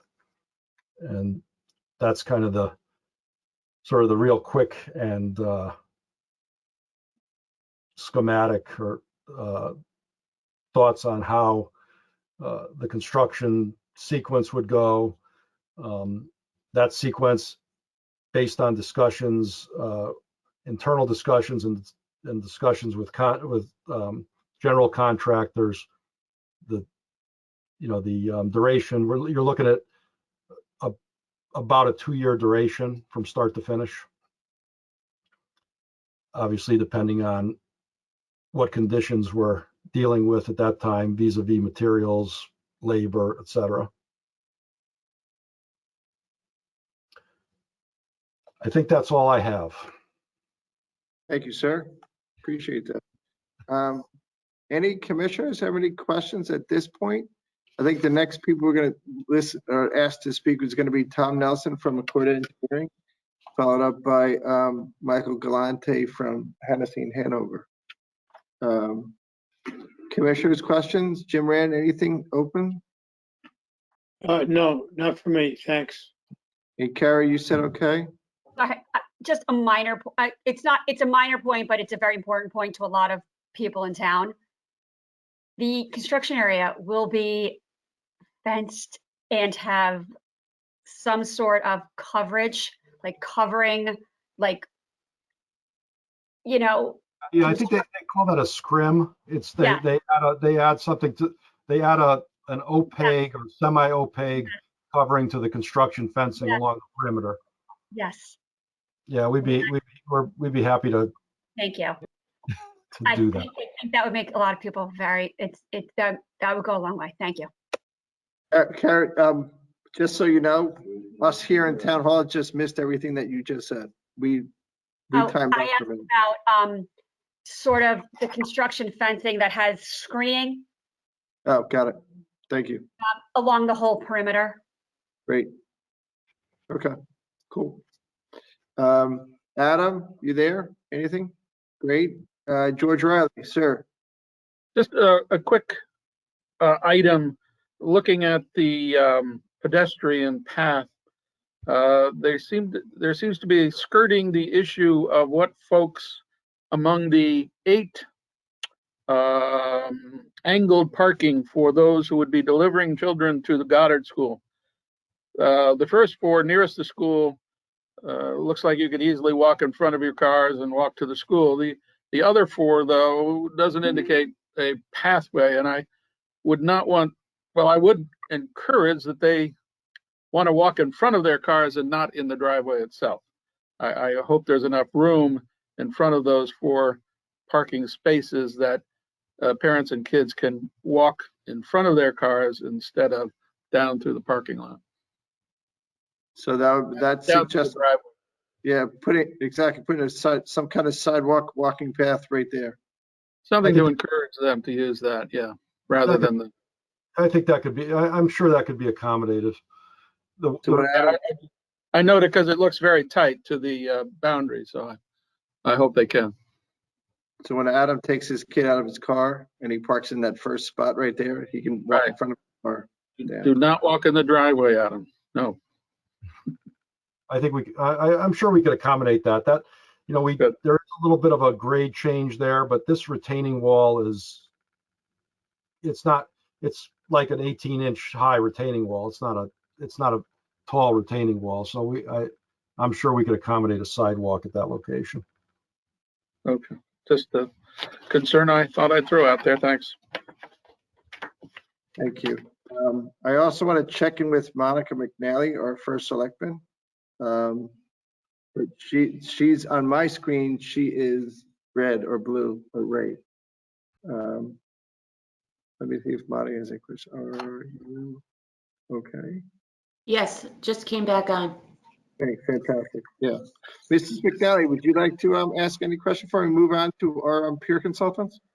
I have one quick question, which you might not have the answer to right now, which is fine, but do you know if you've changed the percentage of impervious surface for this project? Good question. Great question. Is that on the zoning box table? I guess, yeah, I guess just to clarify in comparison to what? Well, we need to have it on the zoning box anyway. To what it is currently? For Yes, instance- there's additional impervious coverage here. Okay. You don't have that ratio, correct? I don't have the exact square footage of that number, but I believe I want to say there's upwards of 5,000 square feet of additional impervious coverage. Okay. I could verify that number, for you certainly, but there is impervious coverage. It does meet the zoning requirements, Right. obviously. So But I'm looking at Seymour's plan that we received on December 30th that is stamped where the zoning box is. Can we just add impervious surface on that? Where is that minimum building coverage? Yeah, it doesn't show up on here. Right here. Yeah. This is informational purposes. And on that, it looks like the parking spaces are off as well. Just been on the phone too. this- Did you look at the Seymour plan, Kara? Yeah, but I'm looking at an old one, I think. There's a new one that was received in town hall on December 10th. It's revised as of December 28th. Okay. Oh, here, I got it. Thank you. So if we could just, Mr. Mazin, if you can get that, some things added to that zoning box on that plan, that would be great. The square footage of impervious, Yeah, it's usually a percentage. there is a number for developed site area. I have to pull it up. Looking So at I can see it. It's 77.2%. Yeah, or whatever that number is. The difference between that and 100 is your pervious, So It's 30%. proposed change, yeah, it's pretty much. It's 79, if it's 79.7%, that's the answer. The proposed developed area building coverage calculations provided by others, this office has not calculated those or confirmed those calculations. If you look at note 1 on Seymour's plan, because I can tell you now, Federal is running into problems with that because people want outdoor seating too, which is open space. Actually, this is more of an open space issue, right? They already came back to us twice. Yeah. Is that on here too? Well, opens, they're all kind of related. Developed site area is anything that's not dirt or landscaping. It's basically the total square footage of impervious footprint. Right, I know, I've been doing this for 30 years, buddy. Maximum developed depth site area, maximum's 80%, and you're at 79.7%. Right. But that was not calculated by Seymour. Who No, that calculated? was calculated by the engineers. What engineers? Rob, well, Land Tech yeah, Land Tech switched. So I'm not sure who provided that number to William Seymour's office. All right, let's just make sure we got that right on here, because a second ago, I mean, and not to be disrespectful at all, but we asked what you thought it might be, and we weren't sure. But if your office calculated that, we should know. Says- I mean, the Seymour one from September 2021 says maximum developed site area. I guess it's the zoning is 80%, but it doesn't say what percentage you're at. The proposed change, Carol, the new one? Well, it says 79.7, give or take Right. 1. So that's Exactly. 80. So if it's give or take 1, you could be at 80.7. No, it's No, no. subscript 1. It's subscript 1, No. a note. No. Okay, sorry. This table does say existing is 77.2% and it goes up to 79.7. So Understood. if that's Monica's question, then That's the answer. maybe that's the answer. 13787. I mean, and this includes all the sidewalks, and Everything. Yes. but this is from September 2021. Well, the plan changed. In September 2021, the ramp was in a different location. Now, the new one is That December changed. 28th. The new one's December That 28th. was in the new location. I'm sorry? The ramp on this one's in the new location. No, right. What, Kara, what are you looking at? I'm looking at the oh, Seymour. I know what you're looking at. You're in the title block and it says September 9th, 2021. If you look to the left, Yeah, you'll see the 3 revisions. Under where it says graphic scale? Yep. Proposed revised PZ got it, submission. got it, got it. Thank you. And it was received by the town hall on December 30th. Okay. Yeah, I saw that, but got Yeah. it. Thank you. Thanks, Bob. Right. Question, Jeremy, do we need open space on this? Because we're having an open space issue with regards to federal.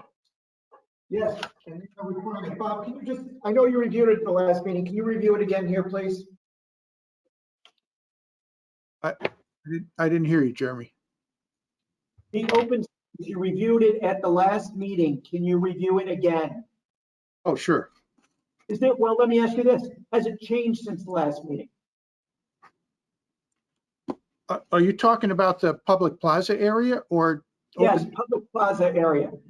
Oh, it hasn't changed since the last time we presented the garage, because the only change with garage is the ramp moved. But the building itself and everything down in that lower right corner that was plaza remained the same. Bob, it is shown on the Seymour survey, last revised December 28th. It is the stippled area on that survey. That's right there. I'm Oh, I got you. The plan, Bob. it's hard to hear you because of the echo. It's the part in the middle on the plan that's got a different kind of shading. I just don't know what the percentage of the shading is. Oh, okay, it's 10,000. Oh, what percentage? Well, it's 10,380 square feet. Okay. And because the minimum is 10,000 square feet and the size of the site is such that the percentage is less than 10,000. So we have to meet the minimum 10,000. And Bob, or Bob or Jeremy, if like with federal, whether it's building 2E or 1B, which I think one of these contains quick service or a full service restaurant, is it anticipated that there's outdoor seating for the proposed restaurant spaces? I would leave that for the developer. I don't think so, and I don't think it would count. Well, Because that's what I'm saying. you can't reserve public plaza space. Right, so that's my point. If proposed tenants for these locations request, or as a condition of their lease, which is increasingly becoming a common requirement, is that quick service and full service restaurants want and require outdoor eating space. To me, it looks like the only, right? It can't be in the street, it can't be in the parking spots. It can't be in the roadway. Maybe, I don't know. I wouldn't put it necessarily in the, looking where the openings are, I don't know where the frontage and where the, where the restaurant locations will be, but will there be, if there's outdoor space in that public plaza area, how can you make up the 10? You can't. If it's required, if it's the required minimum, you can't, because it can't be reserved. It has to be open to the Right, public. okay, all right. So there are 380 square feet to spare. So if I suppose, if somebody wanted to,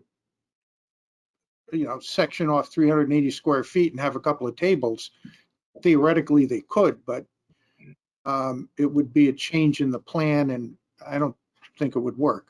There's not enough extra surplus public plaza area to do it. Yeah, the other thing about, we're just giving you the heads up because federal. I got you. When you come in at Come a twice close number on the plan, and then when you're done building, you're over, then you have a problem. I understand. Okay, that's fine. Now, did you want anything confirmed or No, I found it. on the zoning location survey, or? I found it. I found the 10,380 on the Seymour plan. Okay, yeah. The only request I would have on this thing where it says proposed that the office is not, was provided by others, we would just say, I would say had by Land Tech, which is the note number 1 for the lot coverage. That's All right. That's where this 79.7% comes from. Got it. Okay. That's all. Thank you. All right, I think we're ready to move on to Tom Nelson and Michael Latte. So I would like to have Fred, you want to donate? Want to tell us the scope of what Mr. Nelson's charge was? Yeah, sure. Thank you. Yeah, so the commission hired Tom Nelson probably 4 or 6 weeks ago to review the stormwater and drainage engineering aspects of the site plan provided by the applicant. Tom will provide some of the details regarding his review, but he provided an original review letter. I don't have that in front of me at this moment. He provided an original review letter dated December 14th, 2021. That review letter was responded to and followed up on the applicant, Land Tech. Land Tech submitted a response to those comments, and Mr. Nelson then submitted a January 4th letter today. The commission received that via email around 5 or 6 o'clock this evening. And I believe that Mr. Nelson, this is Mr. Nelson's final letter. I believe he's signing off on most of the outstanding issues that he originally raised in his review. Tom is here tonight, so I'll pass it over to Tom to provide some additional details. Tom Nelson, welcome. Howdy, Tom Nelson with McCord Engineering. We also prepared the peer review of tie-in bonds documents in 2017. So I do have some familiarity with the site and what the original application looked like. I'll just do a really quick run through. We looked at, pretty much the entire civil plan set as well as the stormwater management report. As Fred mentioned, we prepared our original letter December 14th. Quite a few comments. Land Tech responded to those with the plan set that's before you tonight. Addressed the vast majority of those. I think the highlights of that initial changes were primarily having to do with the stormwater management system. We did recommend some pre-treatment, water quality treatment to that detention, and they did add those to the plan, which I think creates better water quality leaving the site. We also asked that they, in 2017, which was sort of the standard at the time, we were using pretty much industry-wide, we were using precipitation data that dated all the way back to the 60s. Since then, we've sort of moved to a new precipitation data source that's been, getting updated with our rainstorms that also seem to be increasing. So Mr. Pryor also updated that drainage design to include that latest data. So, I feel very comfortable with that current design of that stormwater system, showing a pretty significant decrease in the runoff from that site for the 10, 25, and 50-year storm events. I think it should make a meaningful difference to the runoff that leaves that property in that area. We did have a few other outstanding issues. Mr. Pryor prepared another letter dated December 31st, which sort of highlighted some of those lingering concerns that we had. Probably the biggest one that I had asked him to take a closer look at was at the southwest corner of the parking garage, where the enclosed stairway drops down to grade. That intersection still felt a little bit tight to me. We've got a fair amount going on there. It is an improvement now that it's just the one-way access to those eight spaces, but I had asked if they could supply, provide a little bit more sidewalk around that stairwell, provide a little bit more pedestrian visibility to that traffic. And he did provide in that letter on the 31st a sketch of a mechanism to slide that driveway over about 3 feet, and I think improve that intersection. And potentially there may be some opportunity to slide the stairwell itself into the building a little bit more and open that a little bit more. The other major aspect that I think the commission's already sort of noticed is, just the intensity of the what we're now going to call an elevated driveway on the northeast corner of the parking garage. I think there's a lot of advantages to that location of the elevated driveway. I think it improves the traffic circulation. I think having it cut into grade rather than raise above grade is in the long run better for the neighbors. Obviously, it's just the constructability of that elevated driveway, given that some of those retaining walls are going to be upwards of 20 feet. Mr. Pryor and I did speak about that. They have had structural engineers looking at that, and they certainly feel that it's feasible. Nothing that couldn't be accomplished, just obviously something that, will need to be, carefully addressed when it does come to the final design of that. The letter I provided today, as it is essentially, I am comfortable with the plans as they sit before you. There's, I think, 6 items that I sort of highlighted that, I feel it could probably addressed as either conditions of approval that could be, added to the plans before they get, final permit approval from the building department. But in general, I think they've addressed, my questions. So I'm happy to go into more detail if the commission members have any more specific questions.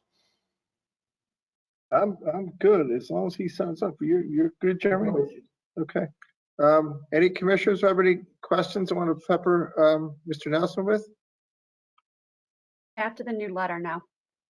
Fantastic. Hey, Tom, really appreciate all your work on this over the years. Thank you for looking over our shoulder, looking over their shoulder, and looking out for the town. Thank you, sir. Happy to be a part of it. Thank you. Thank you. Next, we have Mr. Galante. Did we want to hear from their traffic engineer or just go right there? All right, good.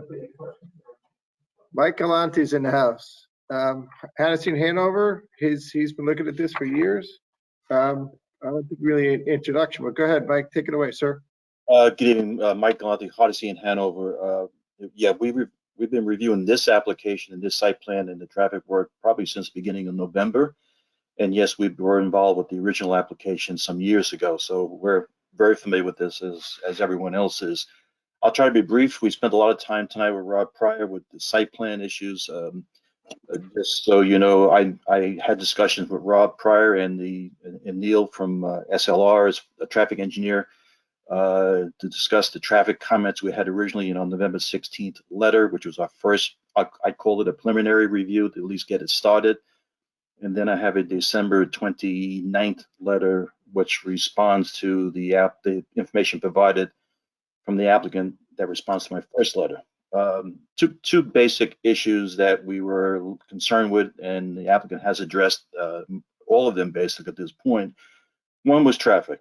In the original application and the traffic evaluation letter report submitted by the applicant, it provided information on traffic as far as site traffic generation with the new application with the Garter School in it, and pretty much using guidelines provided by the state of Connecticut, said that a detailed traffic study wasn't needed. And that's true in the eyes of CONDOT and OSTA as far as the application, which they need to go back to.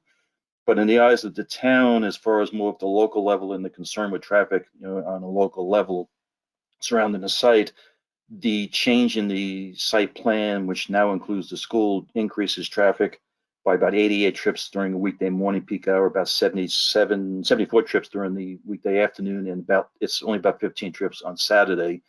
The reason being that the school is closed, so you're not generating any school traffic on a Saturday. I felt that they needed to do a more detailed traffic study, meaning capacity analyses at the driveways and at the two signalized intersections along Hollow Tree Ridge Road, at the Avalon driveway, and then at the Heights Road intersection, both signalized and operating together. So they provided that analysis with the new numbers, the higher numbers as far as the site traffic generation.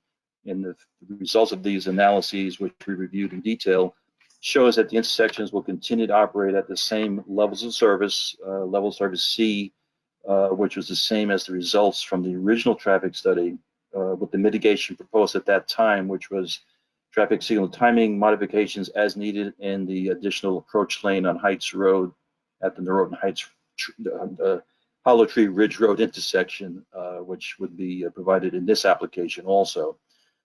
They analyzed the two driveways. I'll call them the westerly driveway, one nearest the school entrance, and then the next one, which is kind of the middle driveway. I think it was number 3 actually in the numbers from before. And those driveways controlled with stop signs on the exiting movements would also operate a level of service C during the peak hours.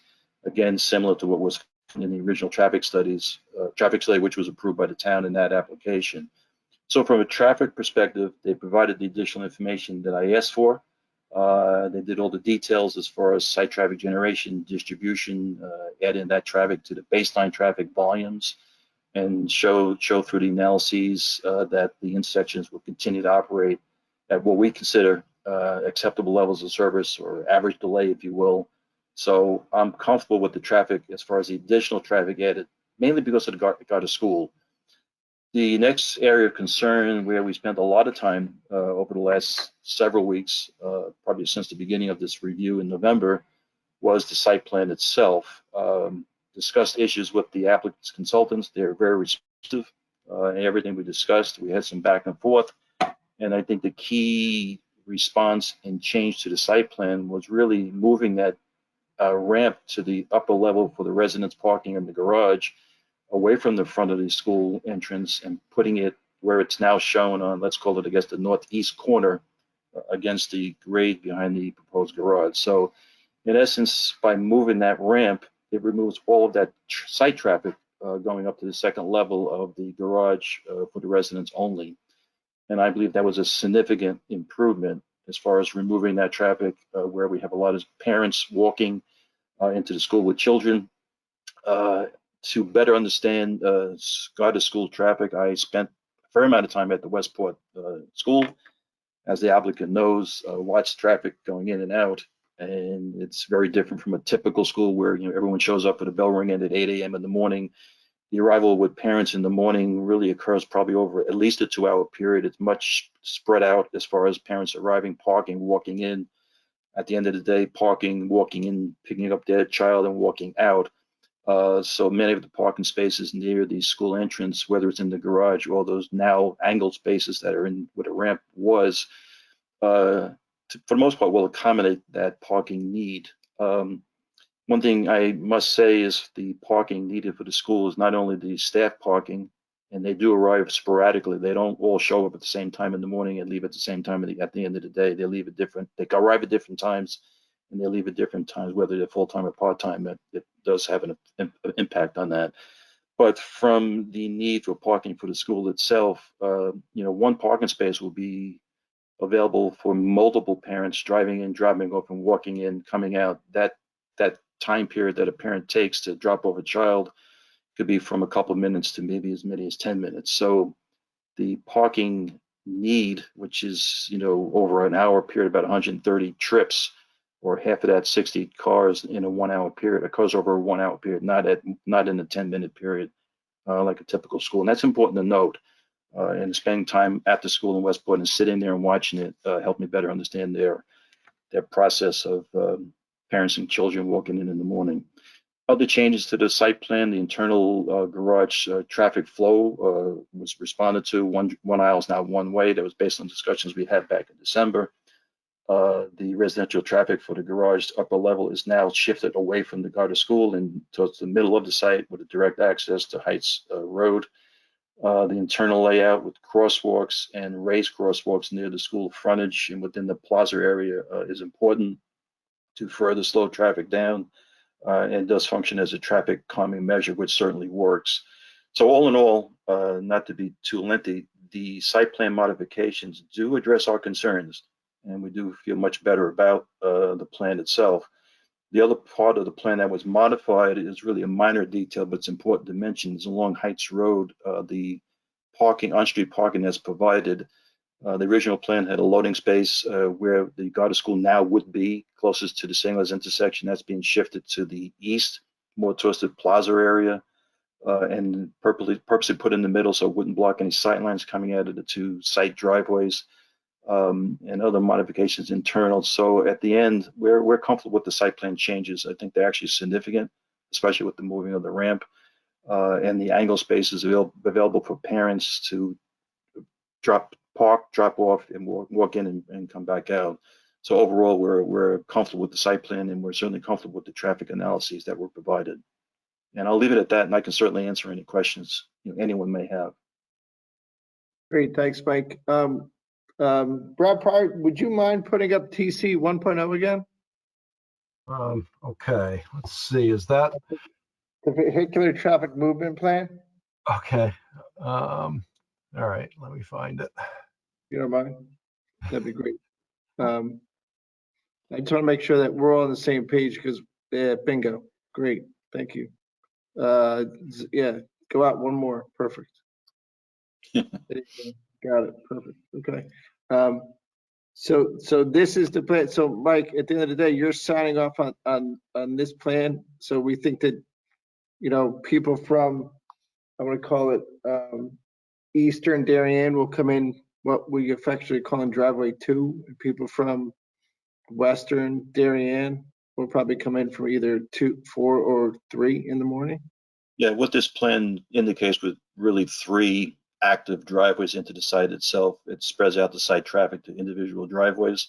Often we like to have one driveway into a site, but this is not that type of site. This development is really part of Heights Road as far as the development plan. Kind of connects the entire area with the federal property to the east, the train station across the way. So yeah, this plan in the highlighted green in different colors shows the patterns that are likely for whether it's a resident or a school parent and so on. So yeah, we're comfortable. We agree with this, and we're comfortable with the assumptions that were made. And this is reflected in the traffic study. The volumes that go with the school traffic versus the residential traffic and so on matches this graphic illustration of patterns. So yeah, we're okay with this. Okay. Then with regards to the I think the school is licensed for 154 kids. Did your review get into the percentage of the kids that might be residents of this development that would walk to school every day, and the percentage of kids that might be in the federal development that might walk to school every day, or the percentage of kids that live at Avalon and might walk to school every day? Well, I'll let Neil respond, but I'll go first because I'm speaking at the moment. But the analysis is really based on the assumption, and Neil will correct me if I'm wrong, but in our numbers, which we match to the Westport numbers, assume that every student or child is driven to school. So it's a worst case scenario. So if Wow. someone's living in a federal buildings, if you will, to the east, and they're walking along whatever sidewalks might be provided in the future, that's a pedestrian analysis, but the vehicular analysis assumes every student, parent and child is driving to the school to be dropped off or picked up. So it's a worst case scenario. And our numbers, we did actual counts in Westport, and we matched this to the number of children there and so on. Our numbers were very similar to what was shown in the SLR report for this site. So we're comfortable with these. And in Westport, no one walks. I mean, it pretty much, I mean, I think I saw one person, and maybe a staff member, walking off of Saugatuck Avenue into the property itself, but everyone else drove to pick up their children. So these are all the worst case numbers. Well, will someone live in this development and walk downstairs to the school? Very possible. Very possible. Because I think, I don't know, I mean, I think they're the biggest, the four of the biggest apartment complexes in the town of Darien are going to be within walking distance of school, being the Heights, which is 1, which exists, Avalon, which is 2, which has got 189 units, Palmer's, which is, no, Palmer's got 60, what, we have 63 here, 64? And then Federal's got 116. So within walking distance of this school, in my opinion, you have somewhere upwards of 400 apartments. I gotta believe some of those people have kids, they're gonna walk there. We would hope. We would hope. But the analysis is the worst case scenario. Got it, okay. What else did I want to ask? There was one other item. Oh, and then just the last thing was, on the site plan that we're talking about, just so everybody's on the same page, the loading space that got moved is now in front of building E2E, which Kind is. of the plaza area is. Yep, right there. That's the loading space that got moved. So that's kind of sort of for Amazon guys and you know, FedEx, those yes, and so on. guys and UPS, to be fair, all the people dropping off. Where, just if we could just go again, and I forget, we talked about this before. Where's the parking for the moving truck when, you know, I move from my apartment from my house to this apartment building? Where's the parking for that loading truck? Well, I'll let Rob answer that if I have to assume they analyze that or assume the location within the site itself, because a moving truck could be on Heights Road, but that's pretty far from where they might want to move some furniture. So they may have someplace internal, I don't know. And then the Amazon guy that's going to drop off stuff and go into building 1, which is the apartments above Goddard School, where's he parking his truck? In the garage? Well, there's If you're blocking parking spaces, I doubt they would do that. Because you can't park on Heights Road, we know that. Well, there are some parking spaces there. If there's an open space, they'll pull into it. There's parking spaces that are counted towards the 385 are on Heights Road? No, they're on the site off of Heights Road. They're parallel parking spaces. I don't think that. They're right there. That's where his hand is. Yep. Anyone can park there. Doesn't have to be someone from Right internal. now, you can't park there. No, it's part of the future plan. It's parallel parking. And this Just on across. And will parallel parking be allowed the entire length of the development on Heights Road? As shown on their plan, yeah. Yep. It was that way in the original plan, I believe. Yeah, it was somewhere. So, Rob, when you go back to your parking count in that one box we were looking at the very beginning of the meeting, are those depicted in your count? you mean the parallel space? Are they counted separately? Yeah, just are they called out separately on that thing? Remember that chart we were looking at earlier? Yeah, I don't believe they are, but we could certainly do that. They're included because they're on the property, Right. but I don't believe they're. Let me just see. There we go. There's Right there. proposed street parking. Wow. Okay. Upper level ground level parking garage. And that's the plan I was looking for. What page number is that, Rob? C 1.0. Thank you, man.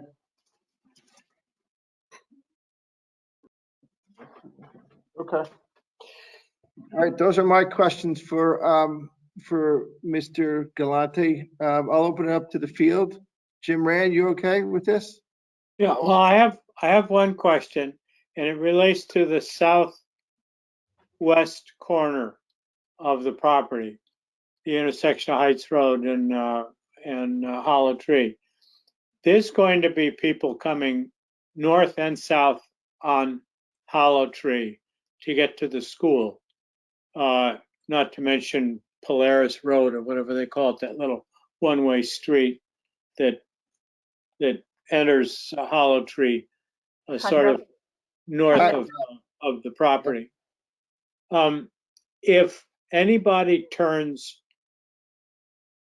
east onto Heights Road from Hollow Tree and wishes or attempts to try to get into the westernmost driveway onto the property, How do they do that?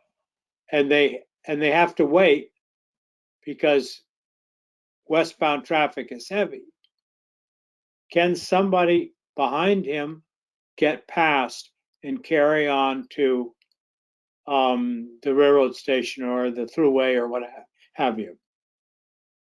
My concern is that if they can't get by, then they back out into the Hollow Tree intersection, which is already a zoo. I mean, if you're there in the morning at train time, it seems to plug up frequently. Want me to answer that? Jim, can you hear me? I think one of the things that was on the original plan that is also on this plan is the fact that they're going to be widening that intersection and creating separate left and right turn lanes, which do not exist now. So, okay, I'm not talking about the westbound lane. I'm talking about the eastbound lane. yeah, correct. And similarly, what you'll find is some of the queuing will go away. And what folks will be able to do as they come eastbound, and it's a good question, they'll look at that first driveway. And if they see it's backed up, they'll know that there's a separate driveway about 50 feet down the road that will enable them to get in unencumbered, if you will. So certainly if there is gridlock at certain times, they do have an opportunity to bypass that and still get themselves into the site if they don't have the patience. Can I jump in? It's John Vaccaro.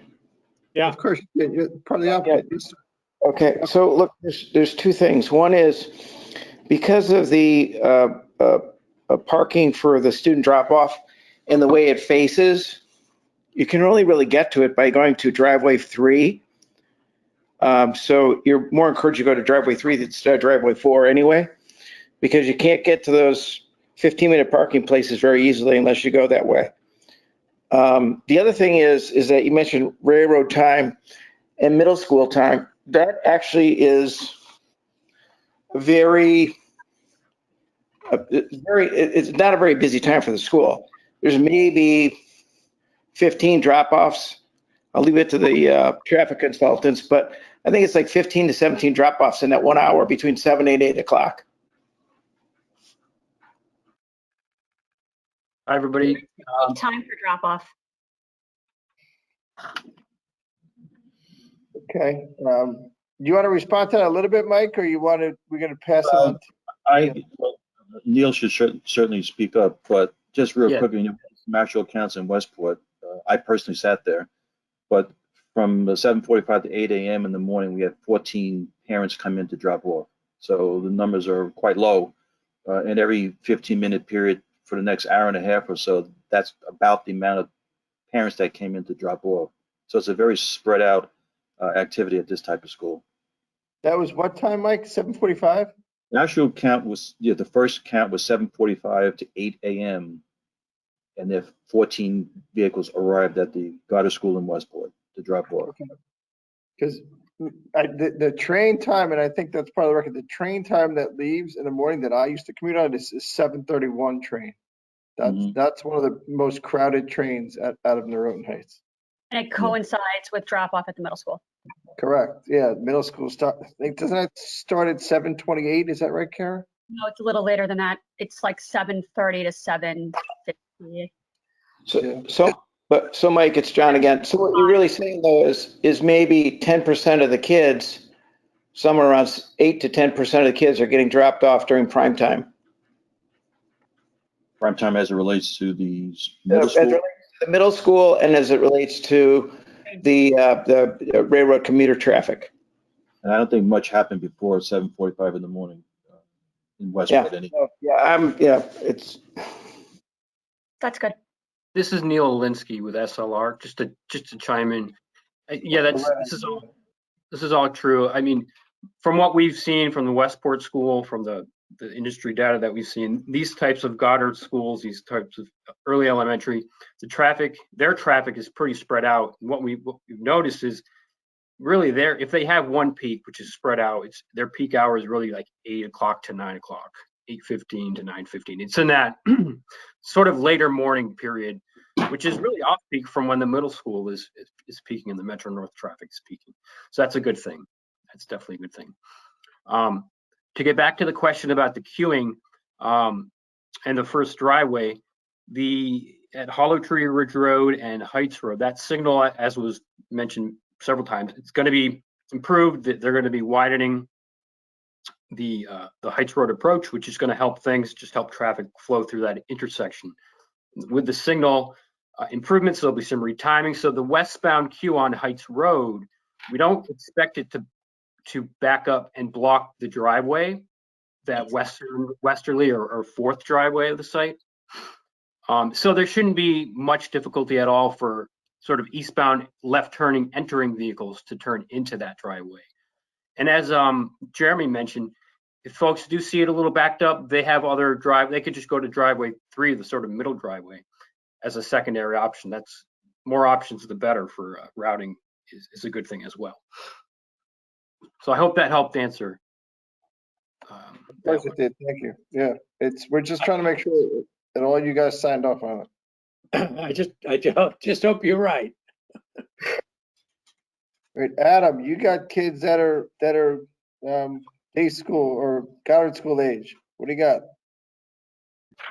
I don't have much. I am concerned too about the left turn queuing. You didn't really answer the question if cars can actually go around. If someone's sitting there trying to make a left-hand turn into that fourth, what we're calling driveway, and then so I don't know if they can or not. From this diagram, it doesn't look like they can. I get it might not queue up backwards, but I can see that obviously being a problem too. I noticed there's no sidewalk on that going perpendicular to Heights Road there at the fourth one. Presumably any parent picking their kid up coming eastbound on Metro North is probably going to just cross the street there. Is there any reason why we don't have one there? We have one. I get it. We have one there. I'm saying, do we have one to the west of that, right there? Yeah. We don't have a proposed crosswalk there. This is Neil again. It's getting a little close to the signal.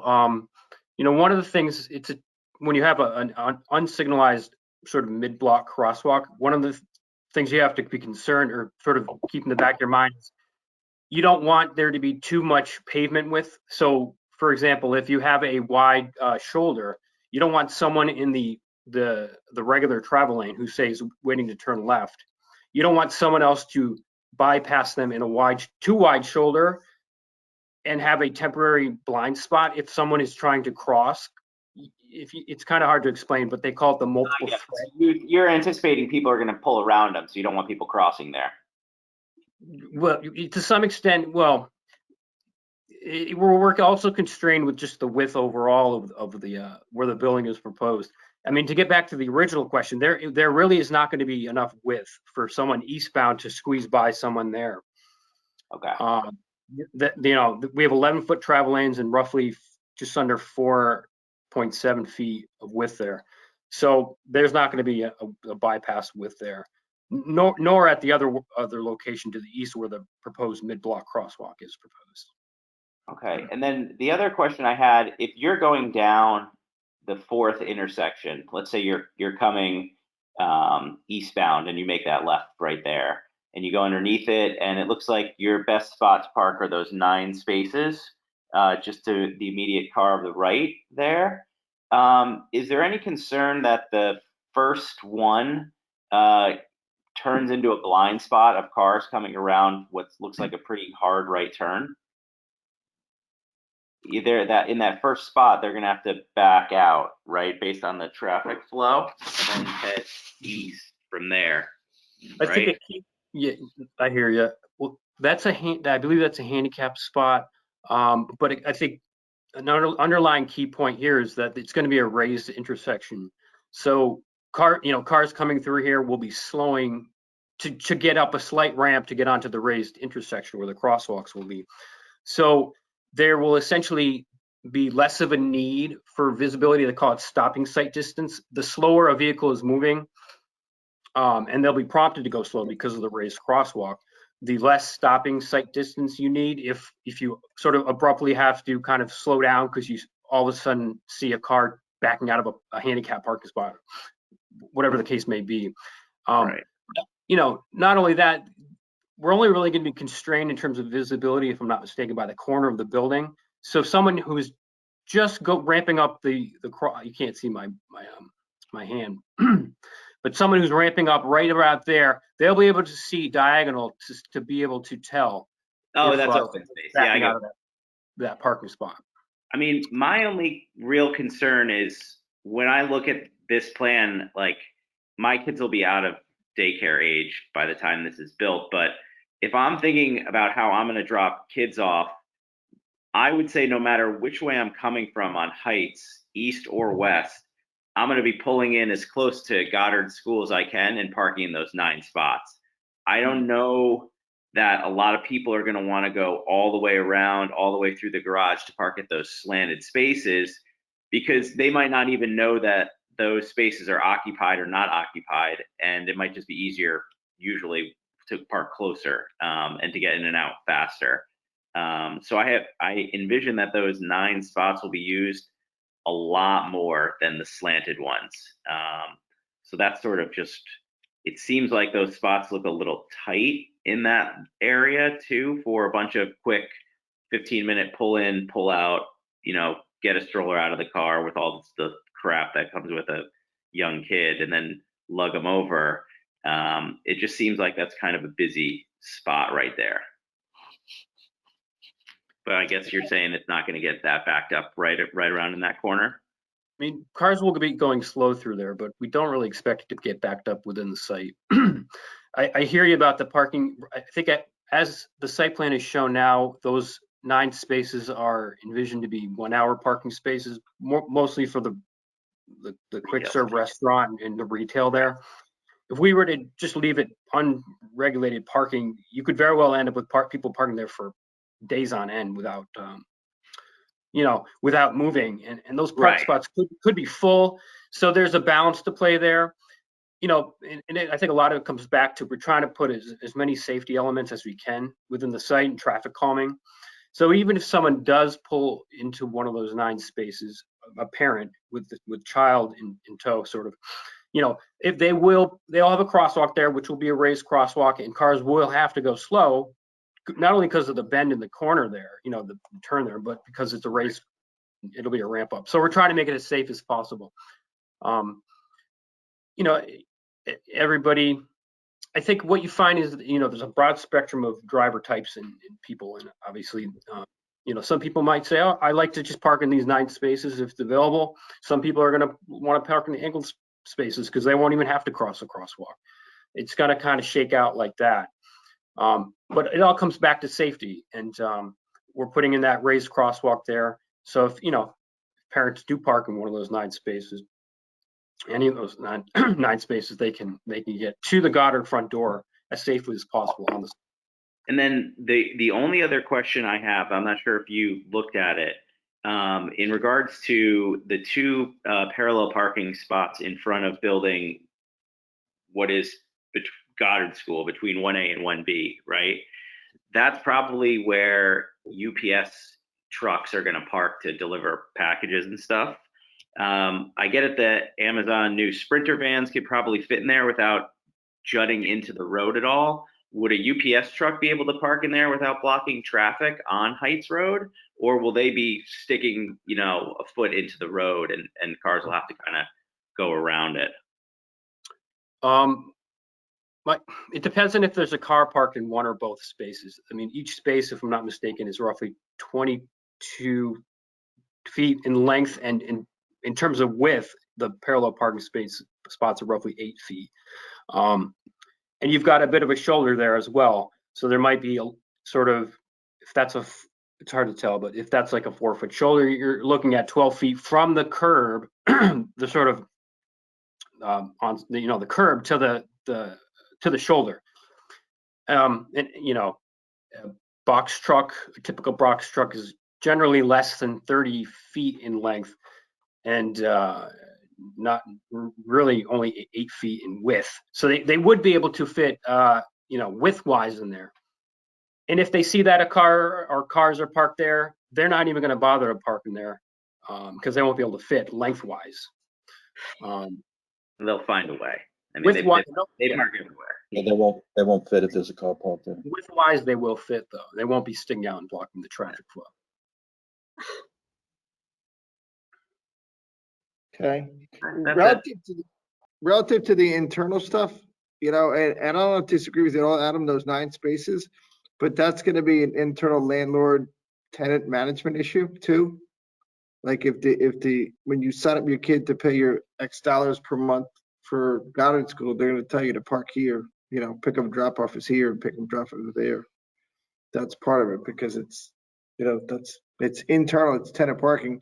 And I think you're spot on that if it's been designed to be safe, and that's what, SLR did and the site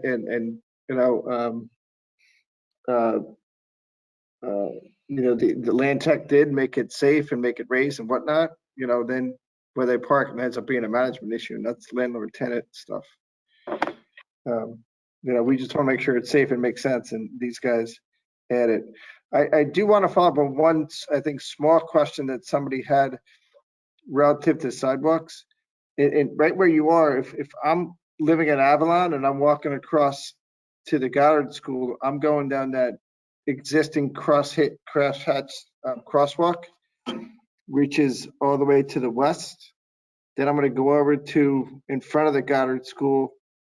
There's plenty of sidewalk width to walk right there, exactly, to walk there. So I'm going to walk around the building, right? I'm overlaying this with your sidewalk plan. So we have sidewalk where I can walk my stroller and my kid. Like I'm coming from Avalon, going across the existing crosswalk, down, yep, you're going down that new sidewalk there, which is going to be model block, making a left, going under the bridge, going around the next corner, and then going in the front door of Goddard. Right? That's all existing sidewalk, and Mike Galante knows about it, SLR knows about it, Mantech knows about it, we know about it. And if I'm coming from Patton Drive, I'm going to the new sidewalk, which is on the back side of the play fence. So from a walking perspective, if I'm coming from the corner of West Avenue and Hollow Tree Ridge Road, where my father-in-law lives, and he's walking his grandkid to school, he's walking down the new sidewalk and going on the backside and not even getting to that corner. Okay. Right. Okay. Who else? Is Monica McNally still here on this one? This is walkability. You okay? You okay, George Riley? Fantastic. And Jeff Ball, you okay, sir? And then Kara Gately's next. Jeff Ball, you all right? Thumbs up. Kara Gately, yes, ma'am. So, where there's the on-street parking on Heights Road? Yep. Are there sidewalks there? Yes. There are. It's just hard for me to. Yeah. So but it says concrete walk, but then it looks like the building's on it. No, that's, we were just talking about the stuff in gray, concrete walk, that's existing. Existing conditions, that's why it pumps in and pumps out. We were just, that's what I was just talking about with, if you overlay TC 2.0, or, yeah, 2.0, there's a sidewalk that's right there, Where? which is to the left where it is right Wait, now. zoom out so I can see where the parking spaces are, because look where the parking spaces are over here. So where's the sidewalk here? So there's all sidewalk here. This is all this hatched area that has like this concrete hatch, you know, with these little triangles and dots and things. That's concrete sidewalk. Is that a window? What is this? What, where? See where your little cursor is? And it says the 2 parking spaces, and then it looks like doors. Right, there's doors, and then there's a walkway down to the sidewalk here. What's this black rectangle that it protrudes out from where the doors are? Yes, where your cursor is. There's a short retaining wall there because the building at that point is higher than the sidewalk. Where you step out of the building so you step out of the building at these 2 doors onto a platform that's higher than the sidewalk, and then you walk down a ramp. You have to walk down like a ramp to meet the grade of the sidewalk. So what's the width here where from this retaining wall raised elevated platform area to the curb where the street parking is? Right here, what's this width? Yeah, let me try to get it.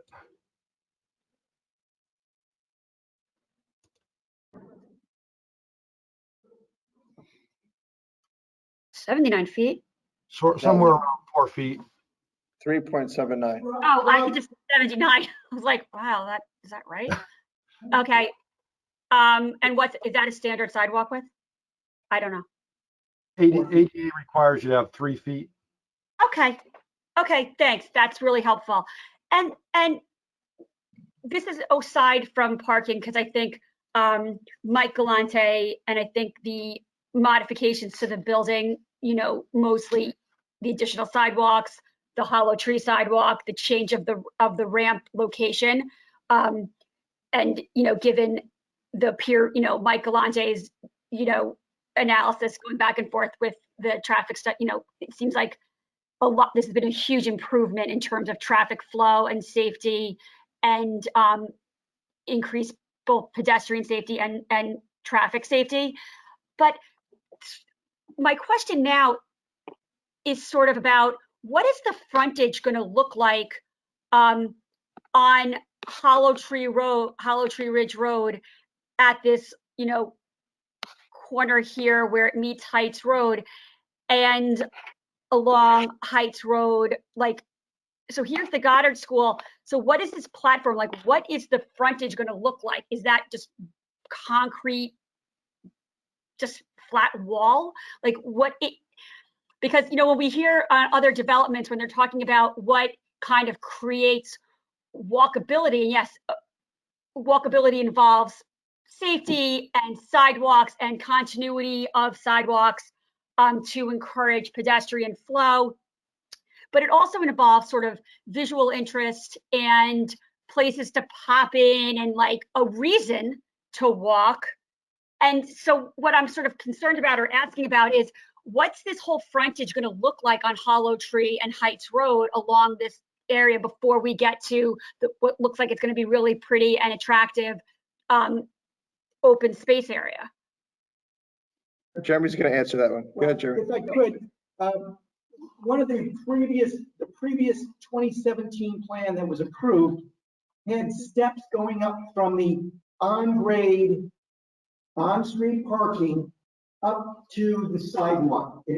But Rob has changed that as part of his proposal. So you'll see that the buildings do have, and it's a little unusual, retaining walls to account for that as you go up in front of building 1. And I don't know, architect Sharon's here as well, they can talk about it. It would be unusual, you'd have to go into behind these walls to access. Now, it's not so bad on building 1 because there's really no access on that building. It's a little But what's it unusual. gonna look like? It's just gonna look like a big brick wall? Hold on a second. So that's one thing. Now, that change, and this is my question for Bob Maslin. The changes here from steps to walls, and the change on building wall 1, which now will have a fence along Hollow Tree Ridge Road. I apologize, Bob, I cannot recall if that fence, the height and style of that fence has gone to the Architectural Review Board. That was gonna be my next question. Thanks. Thank you, Jeremy.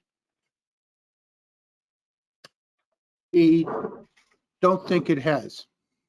So that's a question I would have, is if the commission were to close the hearing tonight and make a decision, that I presume, Bob, could be either the commission could handle it and dictate something, or send you, because technically the commission cannot condition their approval on the approval of another board. And I'm sure you would agree with that, Bob. Right. How do you propose to handle that? One thing the commission could do is approve this, and for all of the elements, usually a fence that is on a commercial site, once everything else is approved, could just be approved by the ARB. I don't think that we really need the commission to sign off on this particular fence, like a sign. Oh, wait, so it's not like a sign. Okay, Hold on, Kara. So Bob, this was my question. Go ahead, Karen. Back to our town plan of conservation and development.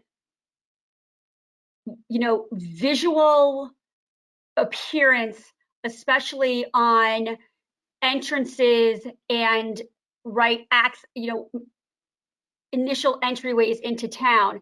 And I think Hollow Tree is very close to the entryway and the border of town with Stamford.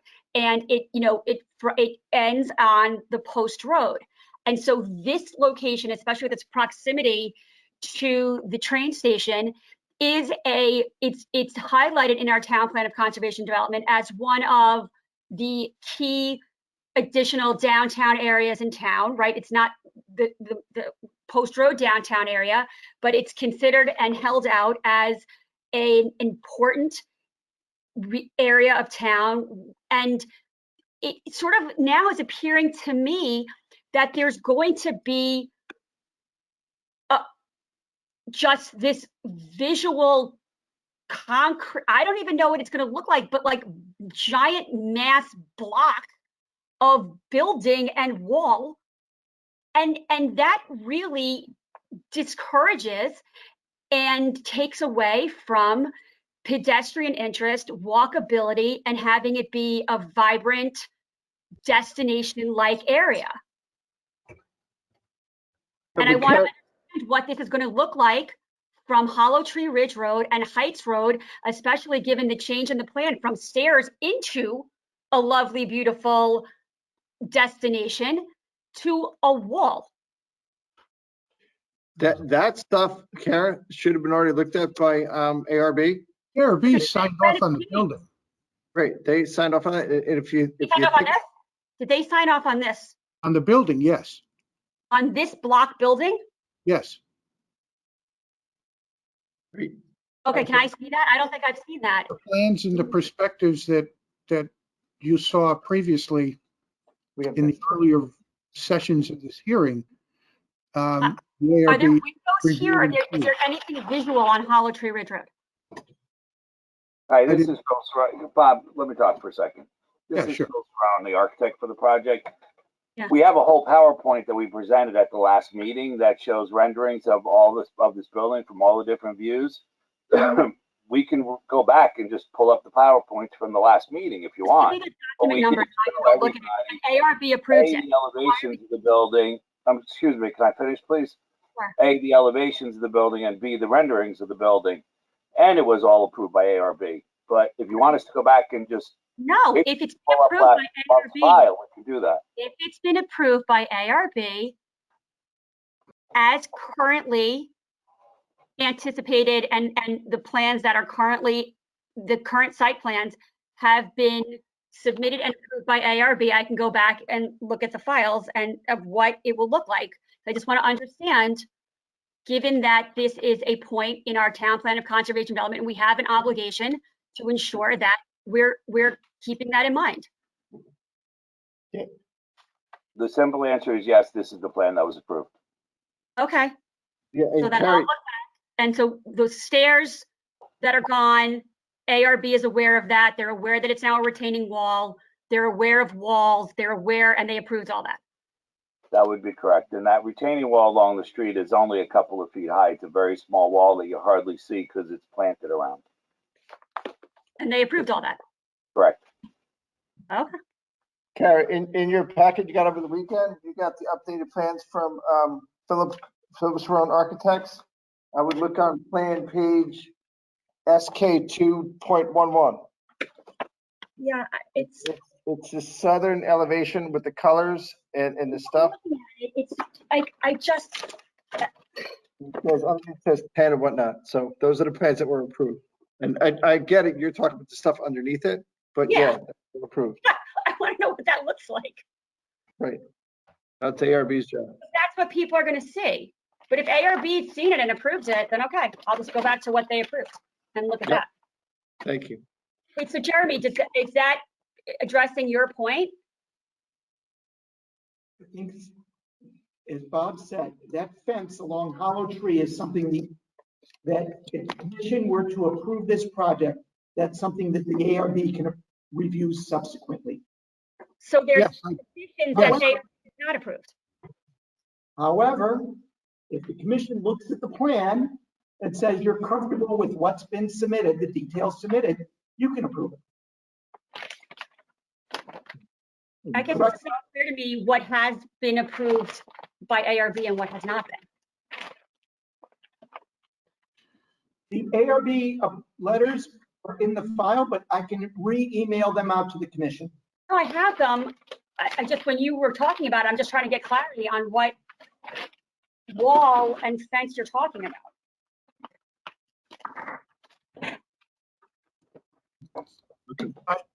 I think we're talking about two different things. We are talking about two different Or things. three different things. Building themselves, the ARB signed off on. Can you say that again, Bob? Retaining walls around the front of the buildings, the ARB approved. There's the concept of the fence around the play area. We did not have a specific type of fencing, but it's going to be a 6-foot fence, opaque, around the play area. And then in front of the building on the Hollow Tree Ridge roadside, that goes down to 4 feet. And it's basically a security fence that has to be there because it's a childcare type center. And if we need to go to ARB for that, what I think I said before was the ARB could review and approve it. Procedurally, I meant now, similar to the way they would do a post site plan review sign application. Yes. For your signage after the But you're basic talking about a process was security approved. fence, opaque fence for security and licensing purposes around the play area. Right. And along Hollow Tree, because that Around on the Hollow Tree Ridge side as well. Yeah, there's only a small space. It's like 15 No, feet. you're talking a small space, and it's a 4-foot, like a picket fence. It goes from the new sidewalk that we added to the When corner does of the building. It Right. and when it's opaque and security. Right. I don't know if it's opaque. I don't know if it's Picket opaque. is very different than a security fence. No, it's reinforced so a car can't drive off the road and into the building. That's the purpose of the fence. Okay, but that's not a picket fence. No, it is a it's an open fence, so it's visually open, but it's reinforced so a car can't drive through it. Got it. Makes perfect sense. It's just for the safety of the children. Of course. ARB is gonna have to sign off on it. Okay, That's fine. thank you. Just like a sign. Anybody else, any other commissioner have any questions? Because I want to open this up to the general public to see if any general public wants to make any comments on this application. Monica McDowell, you're okay? I'm great. Thank you all for all of these super great questions. I would just say that looking at this from the big picture, I think this will be a real asset for this part of town. I was able to look at the physical plans. I do find the buildings attractive. I think the Goddard School is would be a very good asset for this town, offering year-round daycare and early children teaching. I think is a real need that we have in Darien. So I support this project. And I am especially interested in the flood mitigation, the stormwater management. I'm very pleased with what I saw there. And Greg, I'm really excited that you are taking the whole sidewalk question into consideration. So those are my comments. Thank you, Monica. Appreciate that. Right, I think we're ready to go to the general public on this one now. Is there anyone in the general public who would like to speak to this application? Actually, either application, because we still have the other one open. Do we need anything from Goddard today? The Goddard representative? He spoke for hours the last time. Steve? Yes, sir. I have Goddard folks are here. If you want to hear from them, fine. I think your primary and probably the most significant focus has been on the traffic circulation and parking, and that's been addressed in a great amount of detail, including the way the same owners operate their drop off and pickup up in Westport, because the Bodensteins own that school as well. I know it's 10:35. I don't know how much more the Goddard folks can add to this discussion other than to tell the commission how great the Goddard School is and how wonderful an opportunity this is to provide a well-needed service to Darien. But I'll leave it. We heard from the Goddard people at least 2 meetings ago for. You did. Yeah, I mean, they talk about hours. We talk about dropping. If there are any questions, they're here. They're happy to answer. Agreed. I just want to hear from the general public before we dip into the Goddards real quick. Okay. So is there anyone from the general public that would like to speak to this application? If you are, you have to turn your camera on, turn your microphone on, raise your hand. Is there anybody in the chat, there's someone in the chat box, right? Those things are off. If you want to acknowledge, we did get a number of letters. Okay, go ahead, Jeremy. We did get letters from Ms. Carol Mangan, Mark Montandon, and Cheryl Russell. Ms. Russell has asked me to confirm that the commission did receive her letter, and it is part of the record and it's part of the file. So Ms. Russell was at the meeting here tonight. And she was, and she had to leave, but I am confirming for the record that everyone has her letter. Great, Have thank you. it, read it. Got it. Okay, I don't see anybody from general public who wants to chime in on this. Who's the guy in the middle? Who's the guy in the middle with his light on, with his camera, with his microphone on? Who's like that? I felt kind of scared. Got it. Okay, to the owners of the second application, which is the Goddard School Inc. People, would you like to add anything to this application since you're there smiling and very patiently listening to us talk? Just thank you everybody for considering us. We look forward to hopefully bringing our school to Darien and making it the best school in town. Thank you. Any questions for the Goddard people from the commission? Or Monica? Monica? Go ahead, Monica. I have one question, and that is, are any of the Goddard schools open 24 hours? I know yours isn't, but do you know if any of the other franchises are? Not that we're aware of. It's not part of the, I don't believe it's part of the model. Okay, thank you. That'd be new one on me. Okay. Cool. What else we got, Jeremy? General public, we did that. We did Goddard. We did the application. We did on engineers. So any final remarks from Mr. Maslin to close it out, and we can, once he summarizes, we can lay a motion to close the hearings. That'd be great. Bob, you get the last call. I think we've covered everything in the various nights of hearings, so I'm happy. Thank you very much for all of your attention. You're welcome. Mr. Vaccaro's okay, and Mr. Palmer's okay.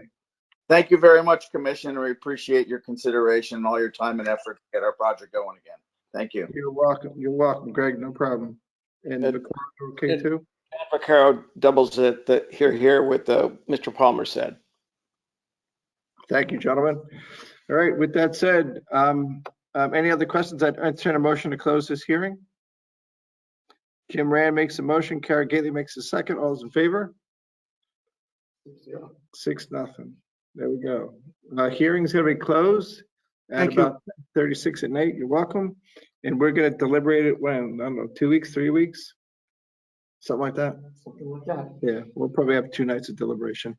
Thank you, everybody, for your detailed work and attention to this project. Thank you. This conference will now be recorded. There we go. Good. All right, we have a new person at this spot. All right, that is the end of the public hearing. Now we're going to move on to the general meeting, time permitting. Do we have time permitting? Yeah, I think we have time. It's really one application we're going to go over. It's just deliberations. Can we punt the approvals to next meeting? You don't matter about that, right? I mean, submit approval of minutes. Okay. All right, we're going to do a general meeting, folks. Hopefully this is quick. It's coastal site plan review number 365, flood damage prevention application number 418, land filling and regrading application number 519, Gilbert and Ann Homes at 12 Pratt Island. This is the people, the proposal to put a rock wall in, or a rock wall and a retaining wall in, a fixed gas grill, and a TV stand with a TV coming out the top of it that's going to be just under 6 feet high.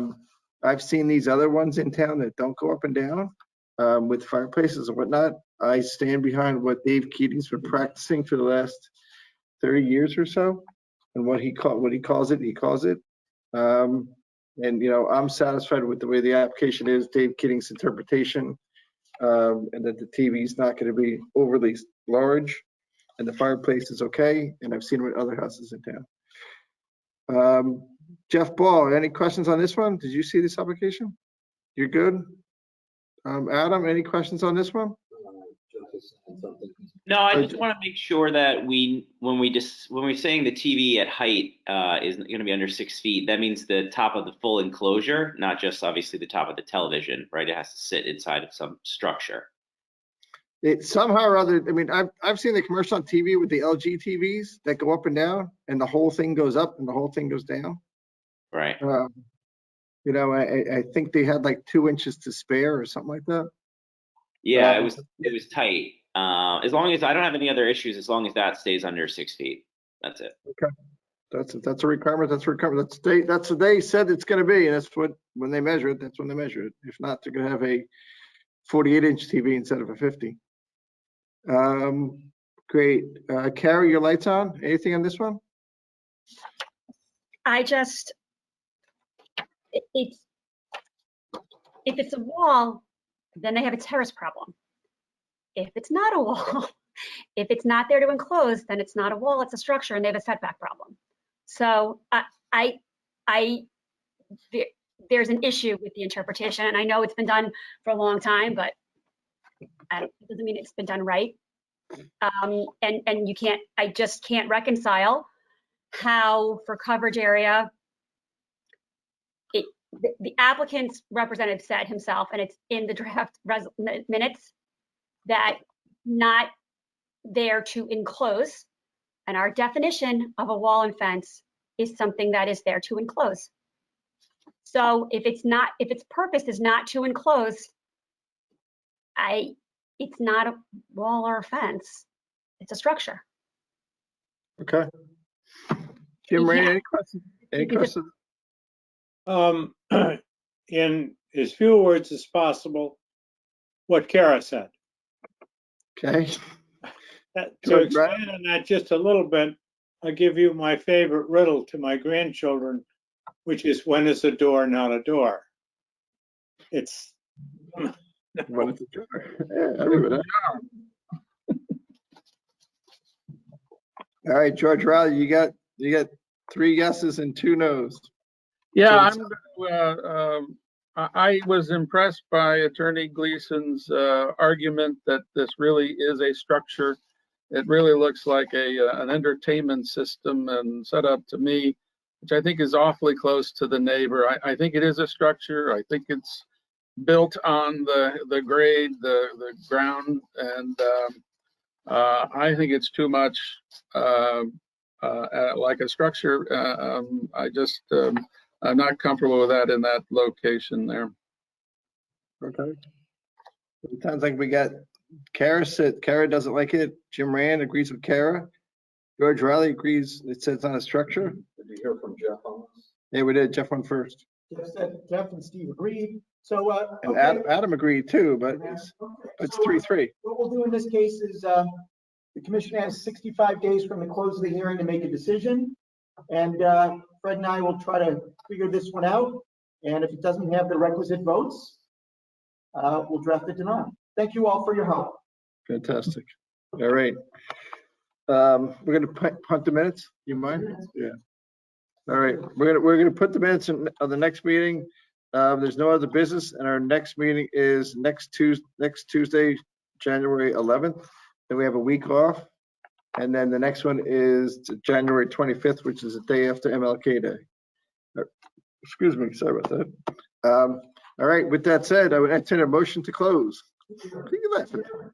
Adjourn. Jim Rand makes the motion to adjourn. Looking for a second.